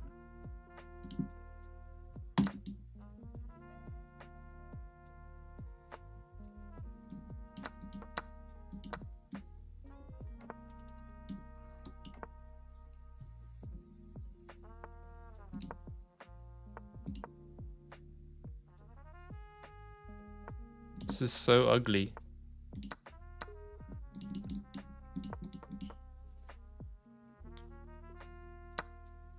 No.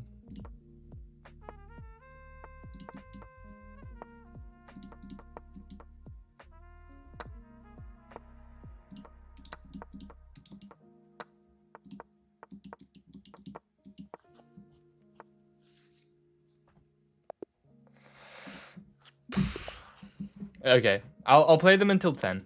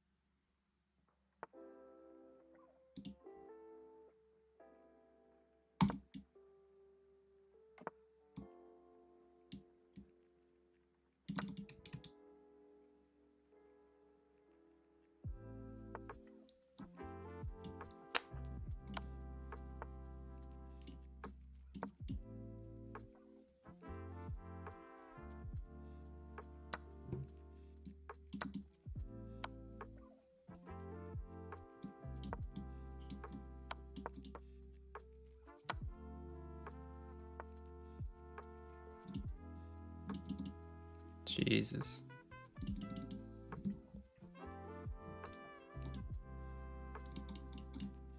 This person's really good. September.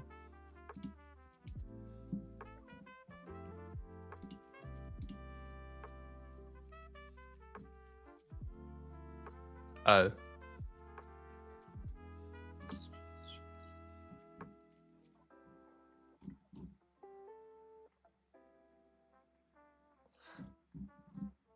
I lost my queen, yeah. I don't know. It counts a little bit weird, but they are much higher rated. And I think the games are pretty reasonable.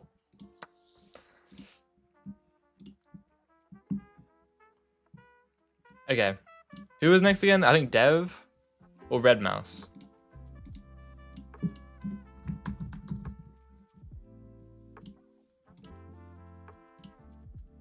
Semi-adoption? Yeah, half adopted.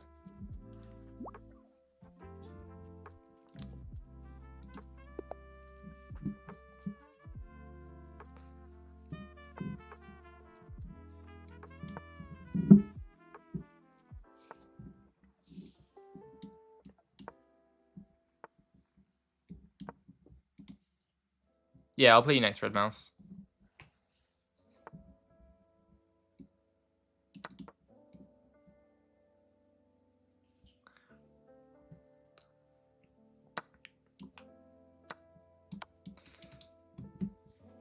No, they got me on the hook because I almost got them in the first game, and then the second game was just, yeah, should have been a win, but they were really fast.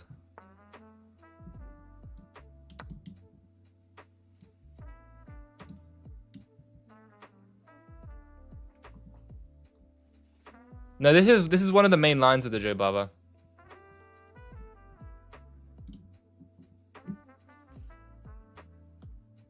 It's not a wrong variation. White just has to go Queen A4 and then take the pawn.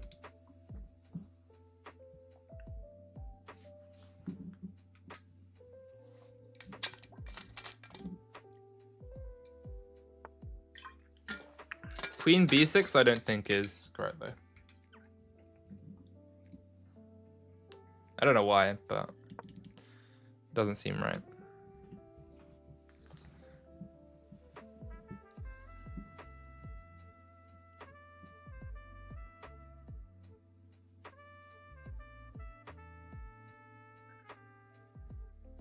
You got 12 great moves. I mean, you can send in a game if you want.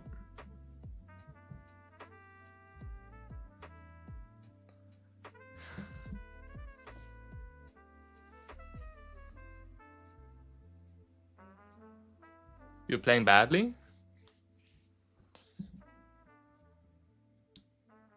Doubtful. Can I do this and like lose my... Probably not. Probably not. Just play E6.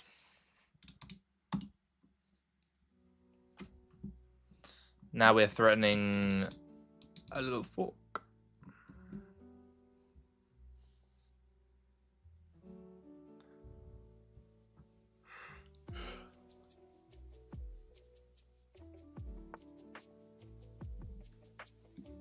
You can unpin. Seems pretty reasonable. You sent the game to me? How? It was like a chess.com message? How'd you send me the game?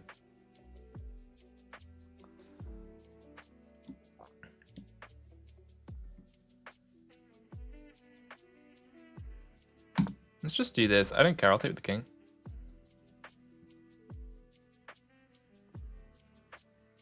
How did you send me the game, Red Mouse? You could also take this.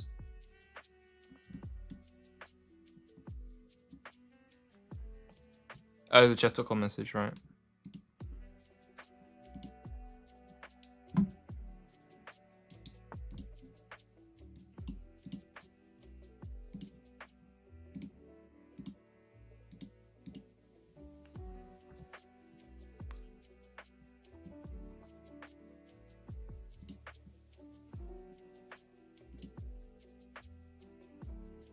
go. I mean, queen a7 makes sense because I want to play bishop c5. Can meet bishop e3 with this.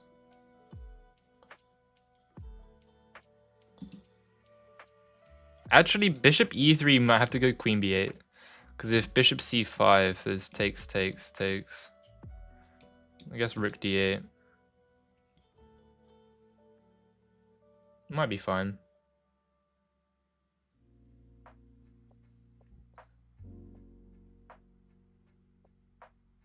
Even if you played badly and the opponent was losing?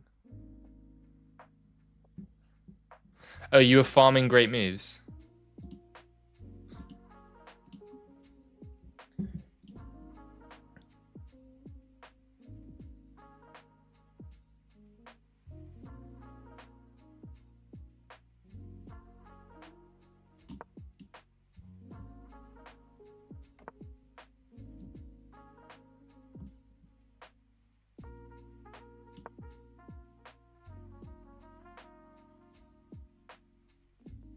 I think, yeah, that's bad.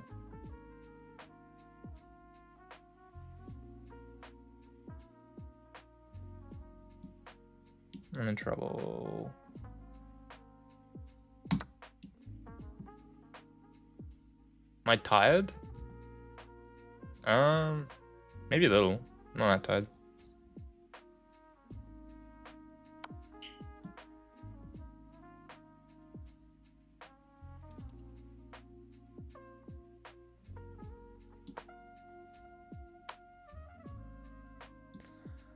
Oh no. Is Dev about to checkmate me again? I have to play queen b6.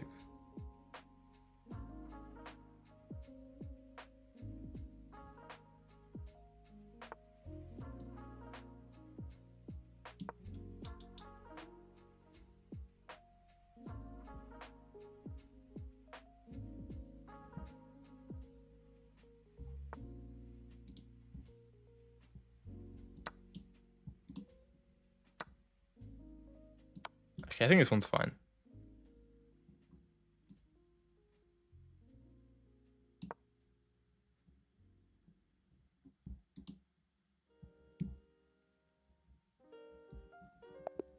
Okay. GG Dev. Not today. We're not gonna get another brilliant checkmate like last time. Although you did have a pretty big advantage at one point. Should have just gone a6, yeah, probably. Yeah, we ended up flagging him, but it was a winning position anyway. I thought I was in big trouble. And I was. What was the winning move?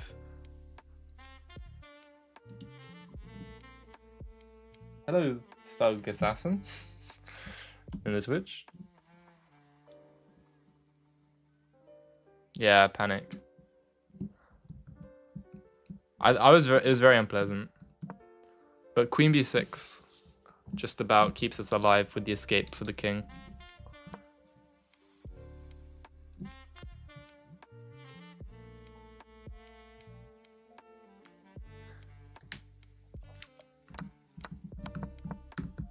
Okay, red mouse. I think I'll play you. And then maybe I want to try guess the elo. I think I was just going to be playing a couple more viewers for now. So if you want to play me after, I'm playing someone from YouTube. So if you want to play me after that, then I'll probably finish on that game.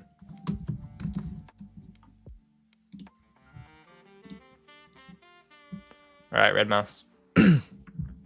You should be the second to last game. Oh yeah, I can also take a look at that game you sent me as well.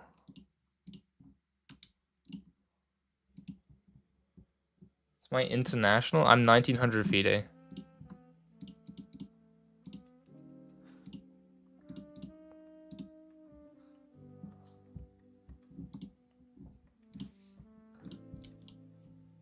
Okay, let's take a look. Apparently you're farming great moves. That is a lot of great moves. How did this happen? Oh, the Mad Rook. I do love the Mad Rook. Yeah, this is fun. I don't know why it's giving black an advantage. Oh, why is this guy challenging me again? He's roped me in. Okay, a couple more games. Wait. One more.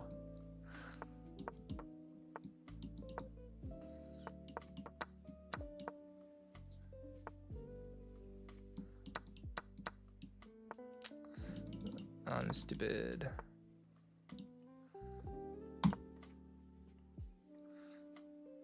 This is already pretty bad.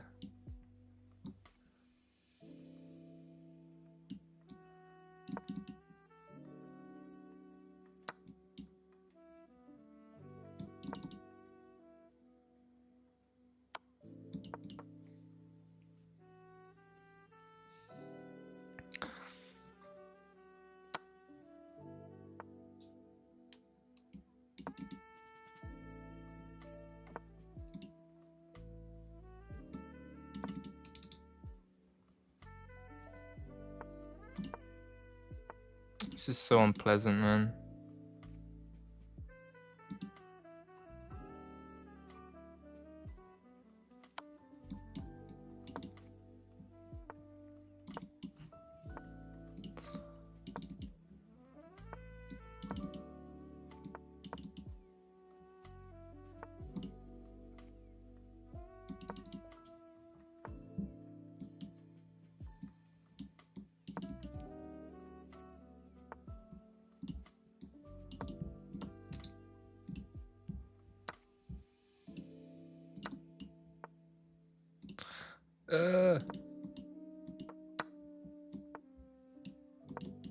Help.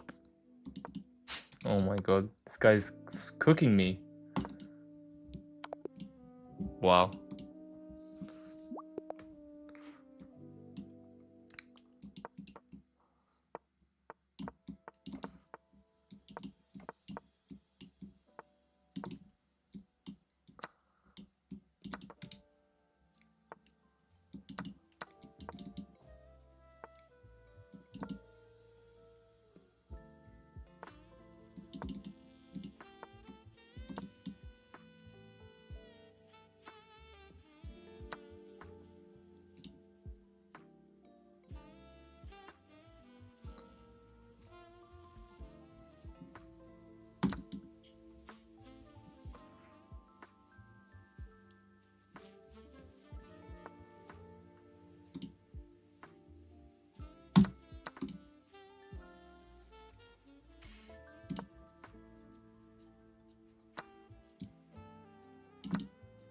No.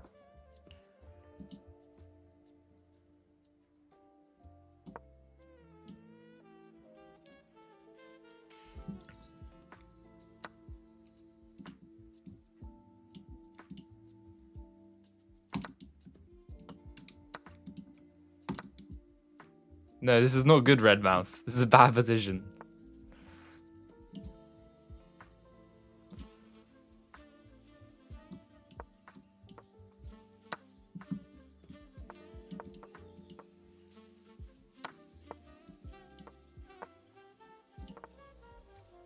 Oh my god. He's so...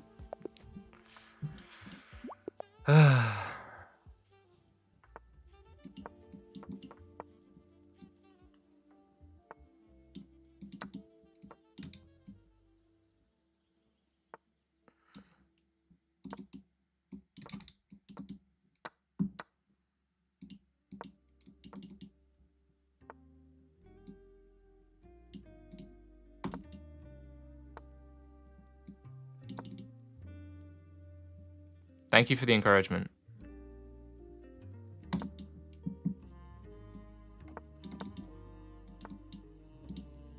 Oh my god.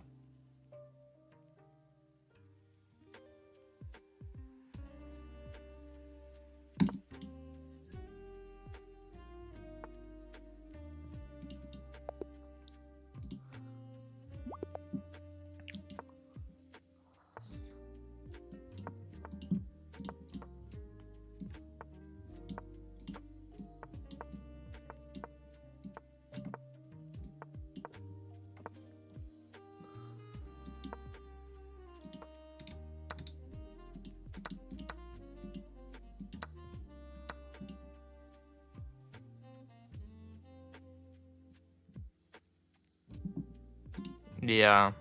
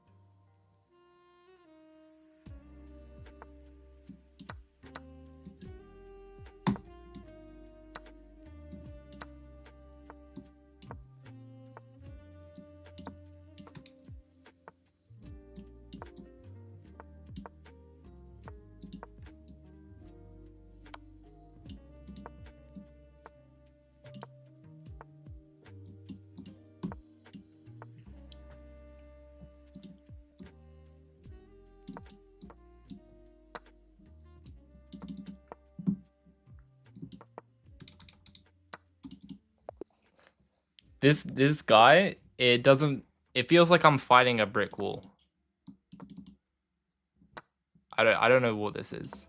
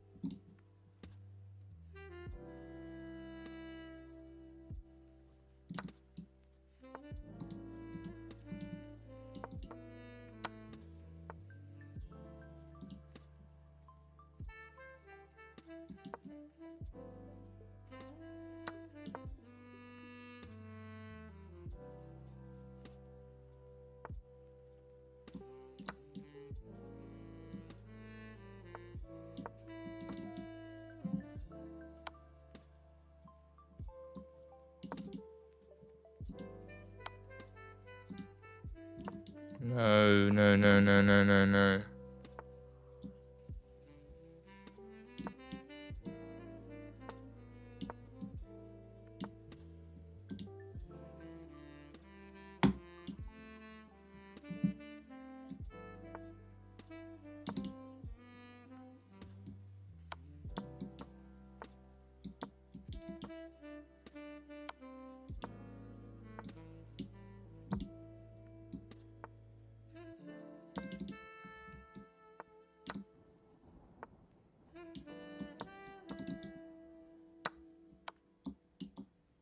Oh my god.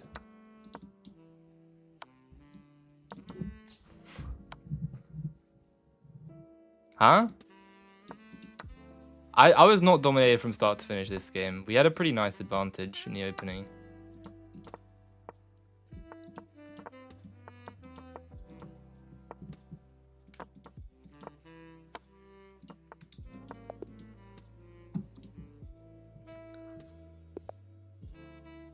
We have been adopted.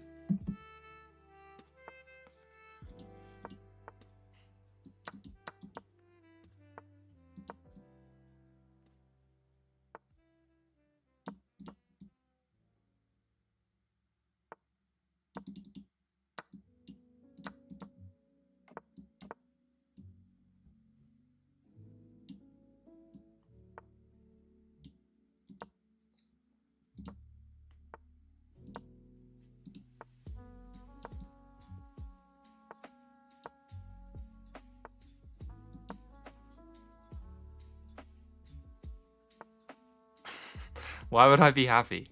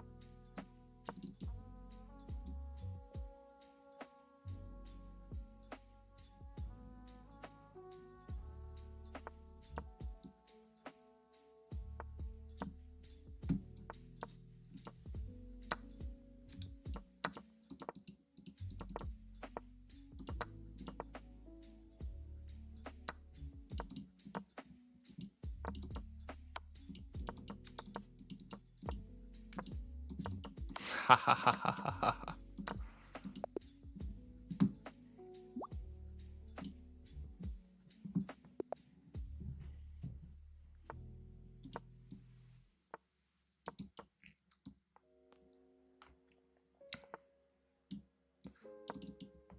You want to adopt me, Redmouth?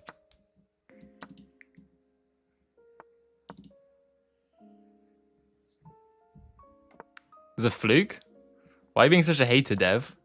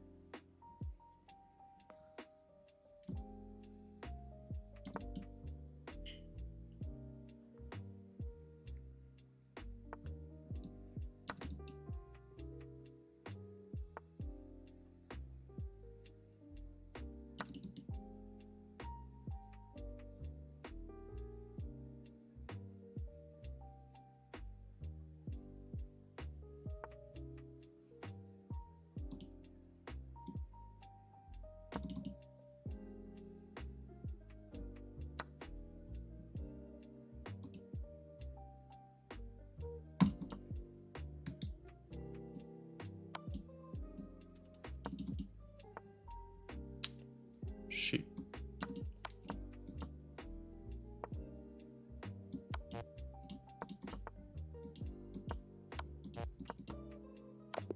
No.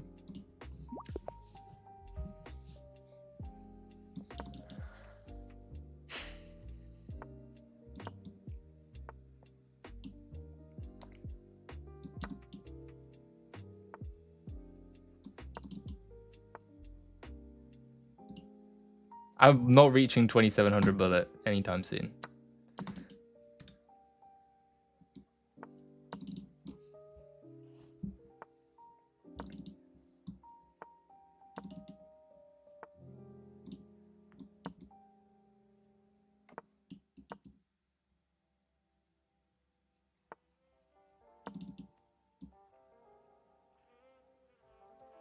Yeah, the guy is just so much sharper with low time. My tactics always fall apart when I don't have much time.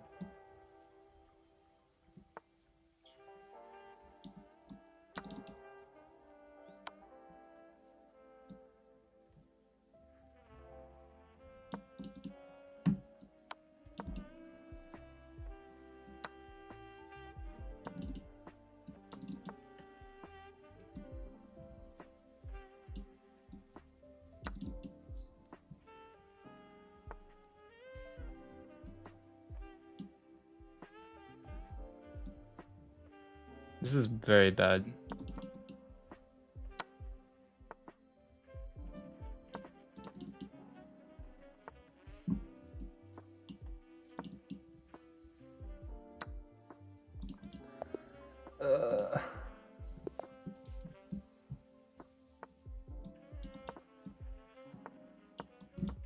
I wasn't minding the Sicilians I was getting.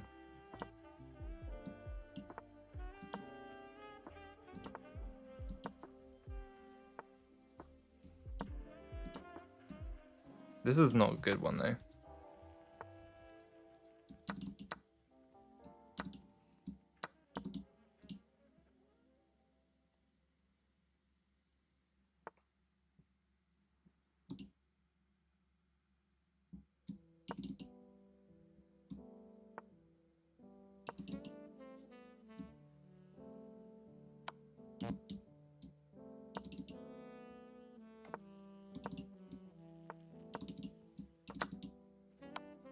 Oh well, no.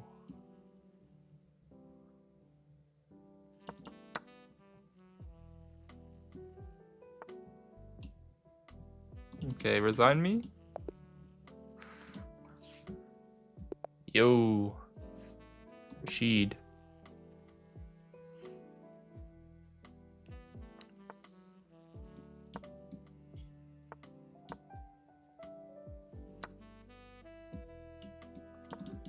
Why is Dev hating so much? Is this Dev's alt account?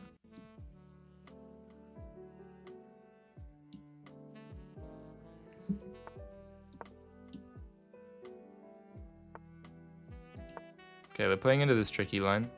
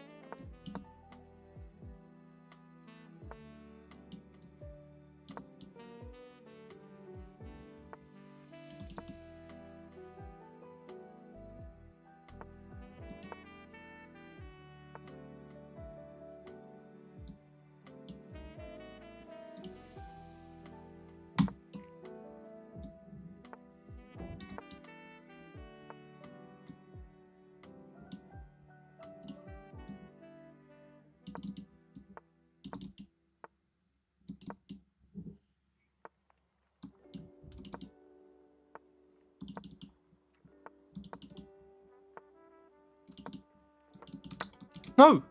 I misclicked. You kidding me? No! Oh my god, I'm mouse flipping everything.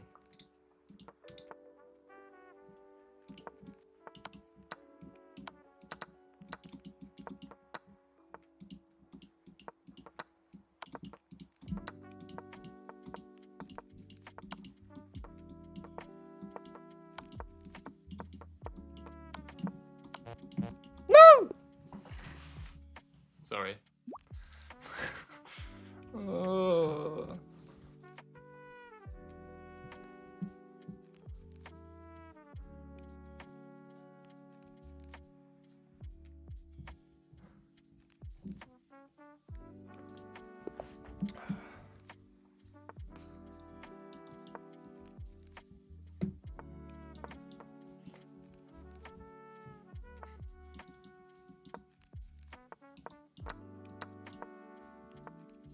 Okay, this line is just bad. I don't know why they're playing it.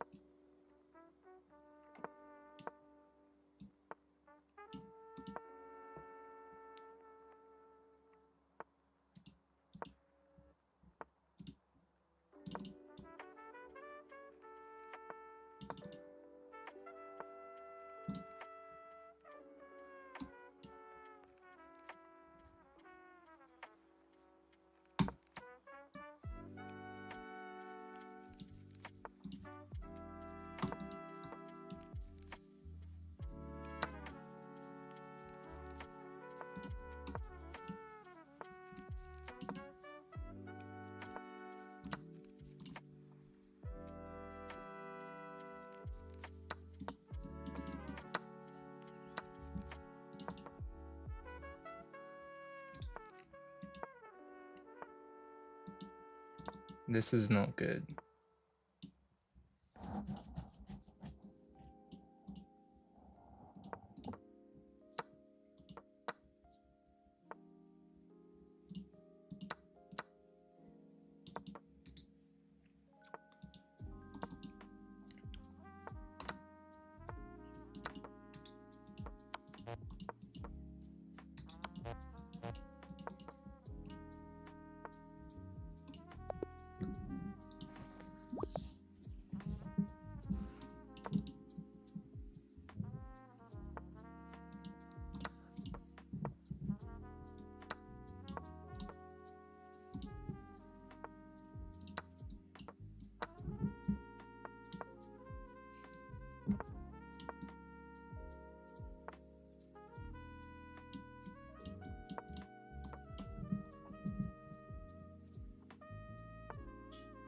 What do you mean, how much longer can I do this?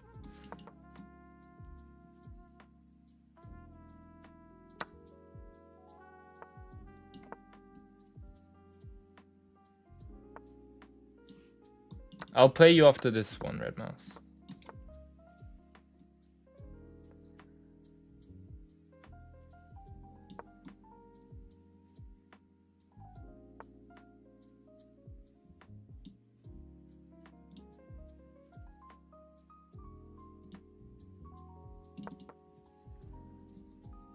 That wasn't smart. Knight c4. What do you think about?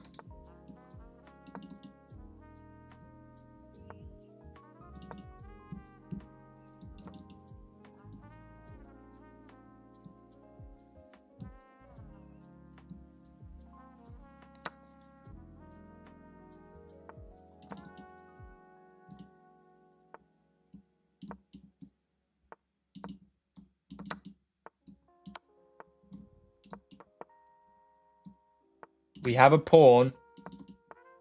I repeat, we have a pawn.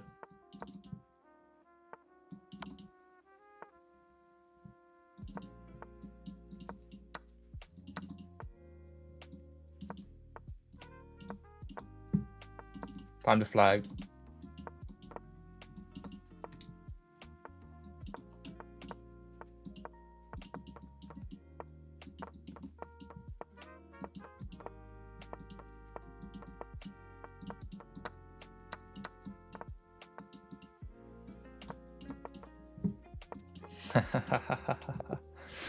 That's another one. Okay. Oh, you have school tomorrow? Okay, fine. I'll give you a quick game, Red Mouse.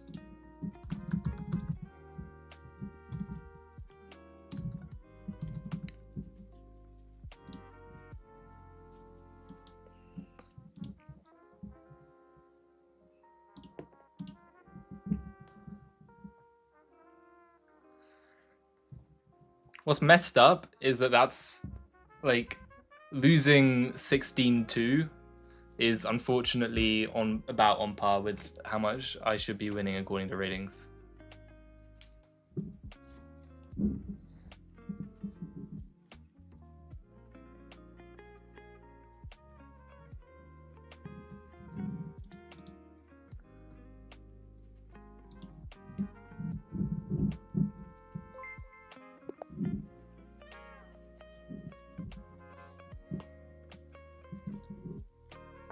I'll play you a couple more games, after this one.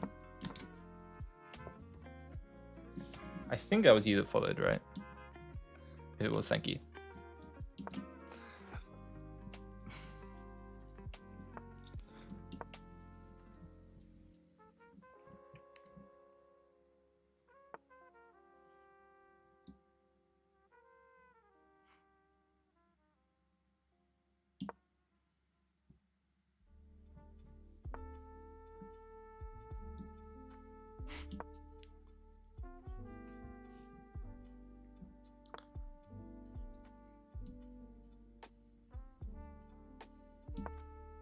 Oh no, I think I'm worse against Red Mouse.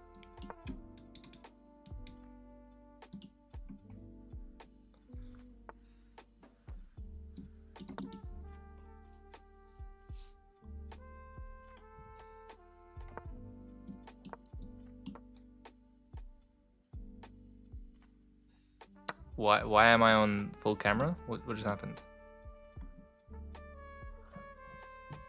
Oh no, I accidentally clicked back.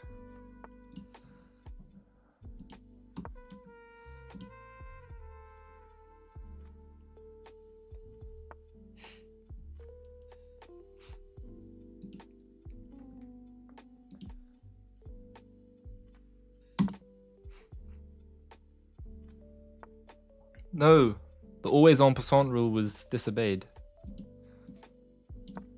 How could you do this?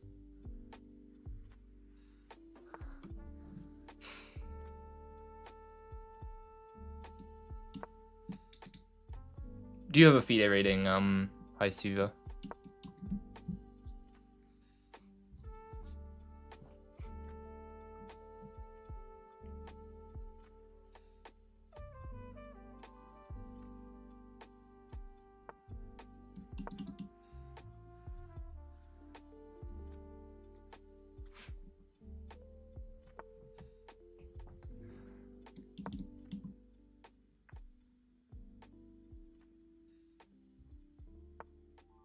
Oh no.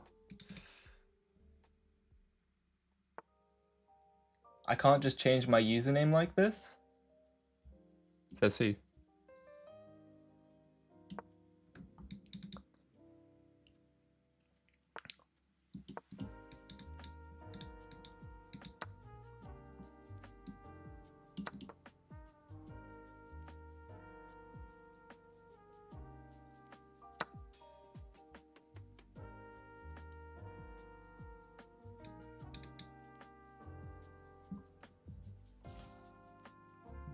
The thing is, I kind of just wanted to get rid of the Magnus chess thing, because even though like my name is Magnus, I just kind of get drowned out by having the name, you know? GG Red Mouse. And then everyone always sends something like, bro thinks he's Magnus. I just can't deal with it. It just comes all the time.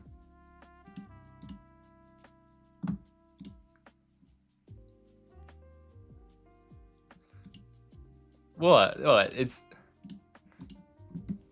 We're just playing some viewers. Red Mouse is pretty good for a 400. They've definitely played some good games. They even pulled off the Mad Rook tactic.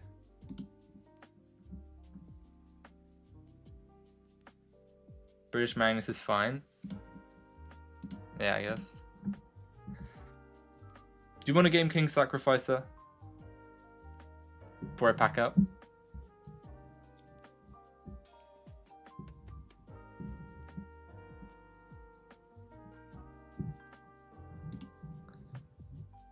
Yeah, this guy abused me. It hurt. 15-2. And I only lost 2 rating points. That was messed up.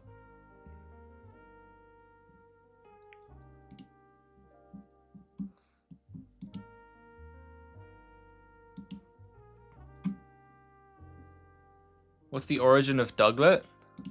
It's a pretty weird one, I'll admit. Basically, got cooked. Yeah. I was having a talk one Christmas. This was like 4 years ago, maybe 5 years, maybe pretty more actually, like 6 years ago. Like 12 or something. And I was talking with my uncle at the Christmas dinner table. And we were discussing what a good name for a pug would be. And we decided that Doug would have been a good name for a pug. But we didn't want to spell it as D-O-U-G. Because that would be like, you know, Doug's an actual name. So we decided that that would be D-U-G. And so I then took... That was my original chess.com username, which was Doug Pug. It was D-U-G-P-U-G. For no reason other than that Christmas dinner conversation, because I literally just started playing chess after that. And eventually, that account got, like, suspended for sandbagging. No, it's D-U-G-P-U-G, like Doug, as in just D-U-G.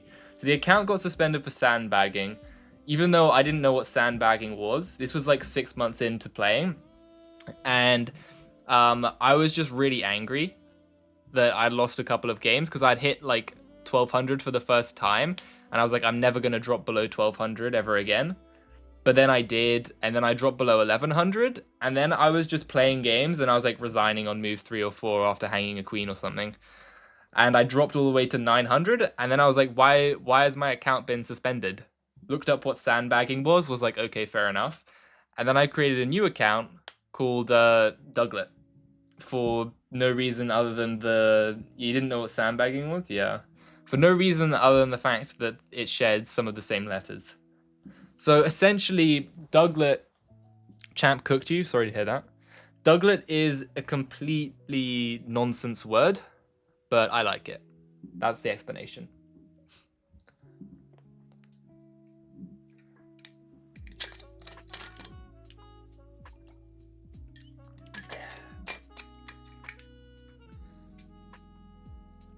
Okay. Well, I think I'm probably going to end the stream here. We took a look at that opening, the tile variation, very nice, and got beaten up. Doug Pug plus Piglet? Nah, there was no Piglet. I don't know where it came from. it just happened. I think I just put a let on the Doug. Doug rental. Oh, King Sacrificer. Okay, fine. We'll play one game. But I'm leaving immediately after this one. 215. I can say proudly. Not really. It was literally it was just about the expected win-loss, I think. According to the ratings at least. I reckon I was starting to get to him a little bit later on. The positions were a lot closer. I think I probably could have got to a point where I might have only been losing like 7 games for every win.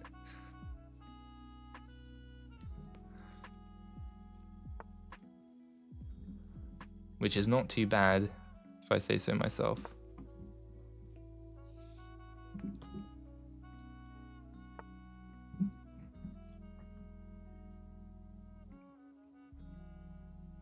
You school but don't want to go? It's okay, Red Mouse.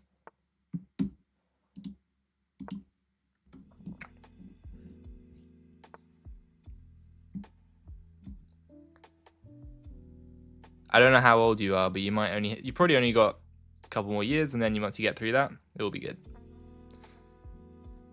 School can be enjoyable. Yeah, if you like try and get in the right mindset. Maybe try meditating.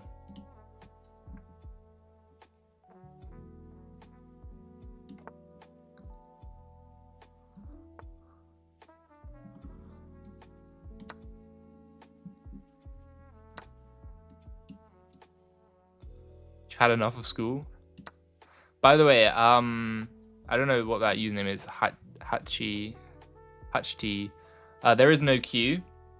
I was meant to have finished streaming like an hour ago. So I'm 100% finishing after this game. Unless I get challenged by another 2700, then I'll probably be stuck here for forever in purgatory.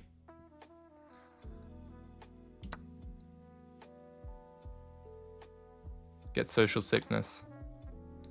I understand that, yeah, for sure. I'm kind of the same way, like, need a bit of time to recharge after a lot of social interaction.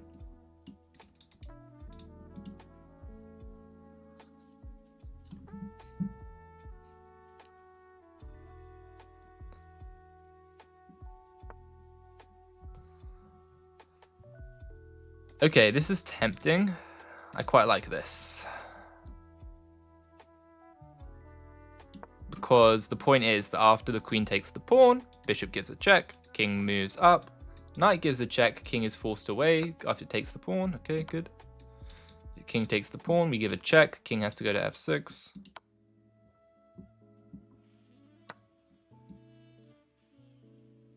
We could play f4 as well.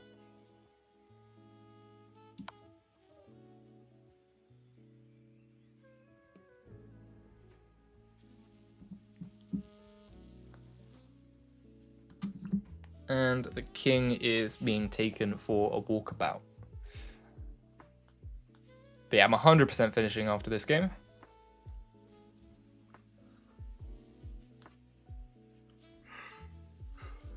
Bit tired. Take. And we're threatening a mate. No, we're not. The knight's covering.